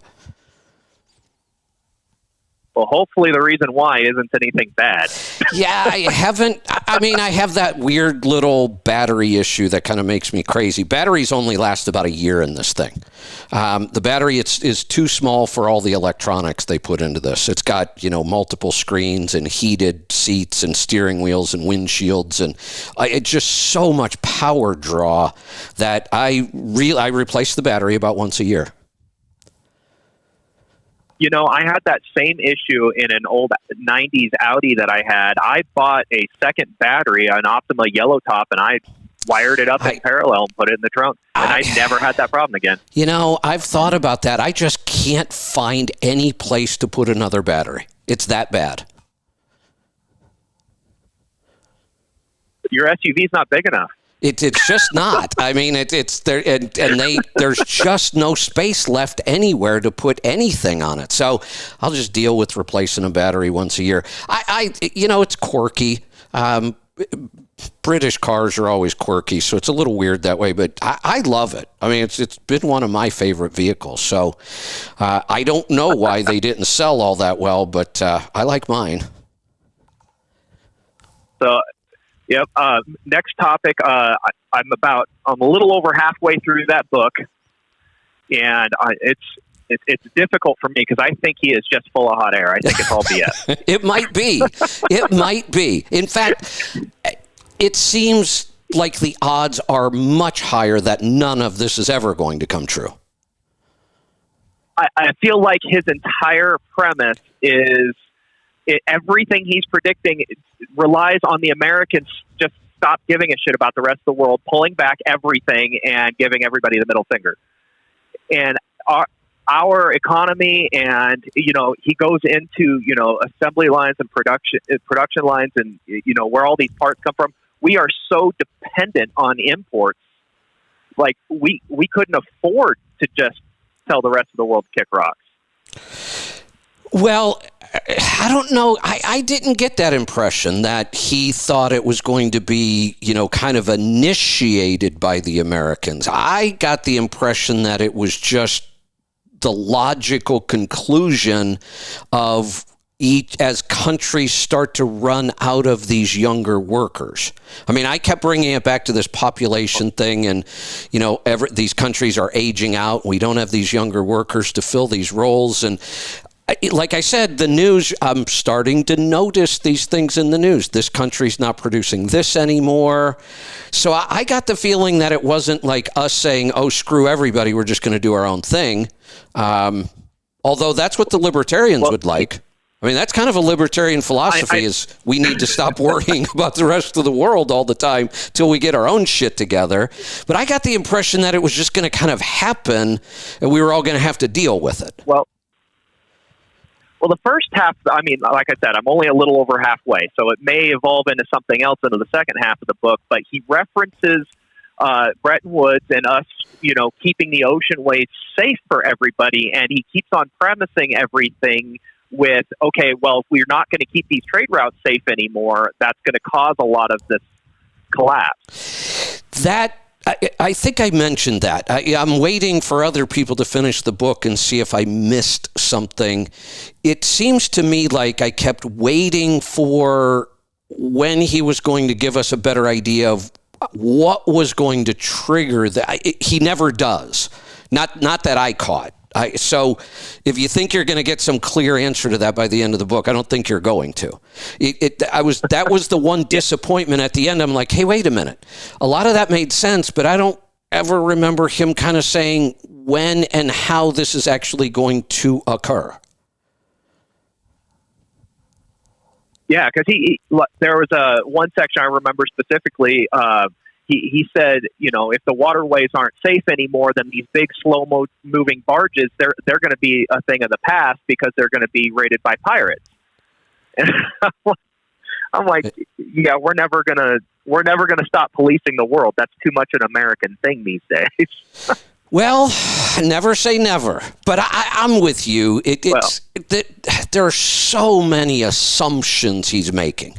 And if any of those bigger assumptions don't happen, then his whole premise just falls apart. So I'm kind of with you. I don't really believe it's going to happen. It's a really interesting read. I learned a lot about our global supply chain. I actually loved the book. And honestly, he should really think about making it into a really good novel because I think there's a good story there. Oh, yeah, for sure. And I mean, the other thing is, like, we've got such a problem with overpopulation, in my opinion. Like, I think it's good if we're slowing down making babies. See, I think we'll adapt. That's the one thing that I think I've changed my mind on. I used to believe that too, that overpopulation was such a problem. Now I'm more in the camp of human capital is the most important thing we have. You need to get back in a truck and drive through Chicago rush hour and tell me that there's not too many people on the road. No, look, I clearly said we could double our population if we do it correctly, and we have not done it correctly up until this point. I don't like the idea of a gazillion people living on top of each other. There is no way. That's why I'm out in the country, and my next real estate purchase is going to be even more remote and more acreage, so I can get even further away. So I get it. I hate cities and congestion and traffic and all that. But when you look at, the Mormon example, the farm example, and countries that struggle, many times they struggle because they don't have enough human capital. The other thing, though, it's not just the total number. It's the balance. We have too many old people. We don't have enough young people. That's where the real problem is going to come in. For a generation or two, yes. Well, but then it'll balance back out again. Yeah, you probably haven't got to this point in the book. He does give us a timeline. And basically, he's saying that this is going to be a problem through the 20s right now. It's already starting. And it will occur during the 20s and 30s. By about 2040, this is probably going to work itself out, according to him. Gotcha. Well, before we get too deep in the weeds on that, and I'm in Wyoming, so my signal might peter out at some point, I'd like to get to my business. I believe Angie sent you over my business report. Yep, I've got it here in front of me. So a little background, I got your program, Stop Holding the Steering Wheel, and I listened to that on audio, a year and a half ago when I was a company driver, and I was determined I wanted to be an owner-op. Ever since I started driving truck, I wanted to be an owner-op, but wanted to do company driving, make sure I liked the industry before I bought my own truck. Well, last year, I started shopping for a truck, and as you well know, last year was a bad time to buy a truck. It was the worst ever. Yeah. But the company I was driving for were going through some management changes. I did not like where it was going, and I did not want to go and jump to another trucking company as a W-2 driver. So I was shopping anyways. Okay. Well, a good friend of mine owns a farm and has his authority, and he runs a small trucking company. Mainly supports the farm, but he's got 12 trucks running in support of his farm. And he's like, well, if you get a truck, you can come drive under my authority, and it's an 80-20 split, so it looks pretty tempting, and he provides the trailer. So I could not, for the life of me, find a decent deal on a truck. Yeah, I'm not surprised. Then he had a stock order. He buys one or two new trucks every year, and he had this new truck that was showing up, but the driver that he had to put in it broke his back and was no longer going to be a driver. And so he was going to just tell the dealership to give his order away. And I'm like, well, wait a minute, send me the specs on this truck. Maybe this will work out for me. Long story short, I ended up taking over his order, so I ended up in a brand new truck, which wasn't my original plan, but it was spec'd out almost exactly how I would if I was buying a new truck. So instead of putting his name on the finances and all of that, we just put my name on the loan, and I ended up in a brand new truck at a relatively decent interest rate. So, and then I started in January, and you're looking at my business report ever since. I think I'm doing pretty good in the current economy, but you're doing awesome. You see a lot of these, and I'd like your opinion. No, you're doing awesome. You really are. Yeah. And I can look at some of these numbers and say, oh, well, you could have done better here, you could have done better there. But overall, looking at these numbers for the short amount of time that you're in, you bought a new truck, which I'm usually not wild about for a first-time buyer, but, you did it. You got a good deal. I understand why you did it, and it's working. Your numbers are looking good, and I think you're set up well to go into a down economy, which is even more important right now. So I'm not wild about buying a new truck for that first truck, but occasionally it works out, and this might be one of those cases. Yeah, I wasn't too thrilled. But. Let's talk about one thing I see here. Tell me about your operation. What kind of trailer, what kind of freight, what part of the country? All right, so I drive the lower 48, and I pull reefer. And most of my loads are between 75 and 80 gross. Heavy, But I do have, every other week, I do have a one dedicated run that's only like 9,000 pounds. But that's every other week I get that one. So what kind of fuel economy are you getting? So my 60-day average is 8.63. Okay. And I just got the Pittsburgh Power Tune put in my truck day before yesterday. So and I just put a Flow Below on the truck last week. So the jury's out on where my fuel economy is going to go from there.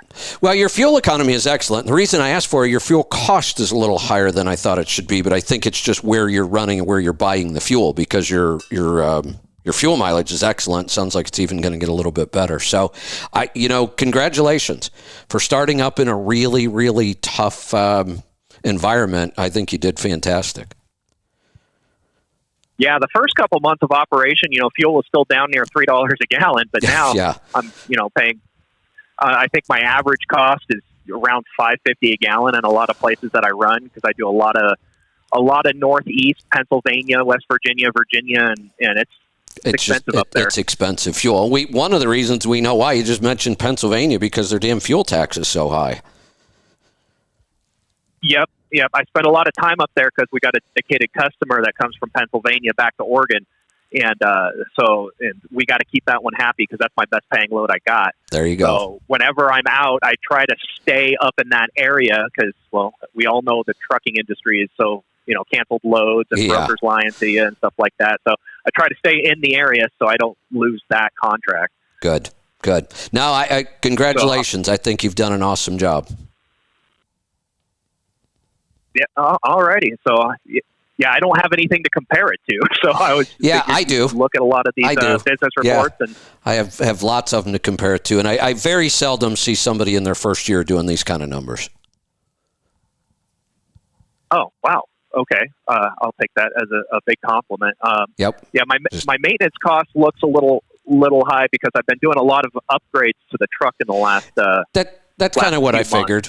Yeah, it's kind of what I figured. You mentioned the upgrades, and those upgrades are already paying themselves back and more. So those are good investments. And that, the numbers are one thing, but I've looked at enough of these. I've done this long enough that I can read between the lines. I might get somebody who calls me, Monday. Their numbers are similar to yours, and it might tell a totally different story. So it's not always the raw numbers, kind of how you look at them and how you interpret them. Well, here's one example. If somebody called me and gave me these same numbers and they'd been in business 10 years, I wouldn't be nearly as impressed. They'd be the same numbers, but after 10 years, you haven't been able to improve this any? That would be my thought there. So when I'm looking at somebody so new in the business, a brand new truck, which is challenging, a very challenging environment, and you're putting out numbers like this, that impresses me. Gotcha. Yeah, after my first quarter, I thought I was going to be rich. I thought I just hit the lottery, and then the fuel prices spiked, and the freight rates tanked. And I'm like, "What do you mean we can't find anything above $2 a mile? Like, what's going on?" It's just a crazy time. I mean, we had a good long run, and we really peaked way up at crazy numbers, and now, like I've said many times, the party's over. We got to dig deep, work a little harder, sacrifice a few things, but you've put yourself in a good position to make it through this. Gotcha. Yeah. I can't wait for freight rates to rebound. They're so horrible right now, but on the other hand, I'm still making almost double of what I was making as a company driver. So that's excellent. The freight there's a lot of room for freight rates to drop further before. And they probably will. But that's what I mean. That's what I said. You've put yourself in a good position. So congratulations. All right. I'm going to grab another call here. Might be our last. Let's go to Arizona. Randall, welcome. Hey, Kevin. Nice to talk to you again. What's on your mind today? Well, first, thank you. I called about a month ago with advice on tire pressures coming into summer. And for the past month, I've been dodging gators left, right, and center probably every shift I drive. Yeah. I see 2 or 3 trucks off the side of the road with a repair guy changing a tire. So I run my drives at 100 PSI and my steers at 115, which is as high as the Love's pumps can go. Right. And I've got 30,000 miles now. I'm a company guy, so I don't care about the fuel. I cruise 68 and I'm still getting 8.3 miles per gallon. And I think the tire pressure had a big part to do in that. Excellent. Yeah, so Good. thank you for that. You're welcome. The other thing, too, thank you. The reason I called is because the Earth is not round. It's not? I thought we had proven that No, it's today. actually what's called by No, it's actually an oblate spheroid. An oblate because once you spheroid. get down to the crust, yes. So it's like a racquetball. When you squeeze it on the top and the bottom, it's a little bit wider to the left and right, or east and west, because we're spinning. And the interior of the planet, once you get down past the crust, all the rocks, the minerals, the nickel and iron, the core, it's all molten. So we're basically on this little crust on top of all this spinning liquid. And what happens when you spin something like that? We're a little bit wider to the east and west than the circumference is to the north and south. So what you're telling me is if I decide to test my theory that I talked about earlier, if I just start walking in any direction, I'll end up back where I was. If I want to make the trip shorter, I should start walking either north or south. Yes. Yeah. And with that example, if you walk the east-west circumference of the Earth is right around 25,000 miles. It's a little bit less north to south. So if you're only walking a mile, we're humans. Our perceptions are limited. So you're not really going to see anything that we can measure easily. Right. Now, that's interesting. I could see that. But yeah. The Earth is not flat, but it's not a sphere. You get to planets with higher gravity like Jupiter or Neptune. They're a lot closer to round than we are. Okay. I learned something today. Thank you. I guess that astronomy course I took all those years ago in school paid off in some small way. That's right. The only thing I knew about all that kind of stuff is I'm a Taurus. Oh, okay. I'm right next to you. I'm a Scorpio. Now, there you what go. That's worth. Yeah, exactly. Yeah, whoever came up with all that crap. Anyway, Randall, thanks for that. I appreciate it. We are going to wrap it up today. We are all done. That was a fun Friday. And John and Joel weren't able to join me for the first time in a while, so I didn't know how today was going to go. I had a ton of weird notes, but the calls were awesome today. Time to head into the weekend. We will see you back here on Monday. Have a great weekend. Be safe, be profitable, be fit and healthy. Always do the hard work and master the journey.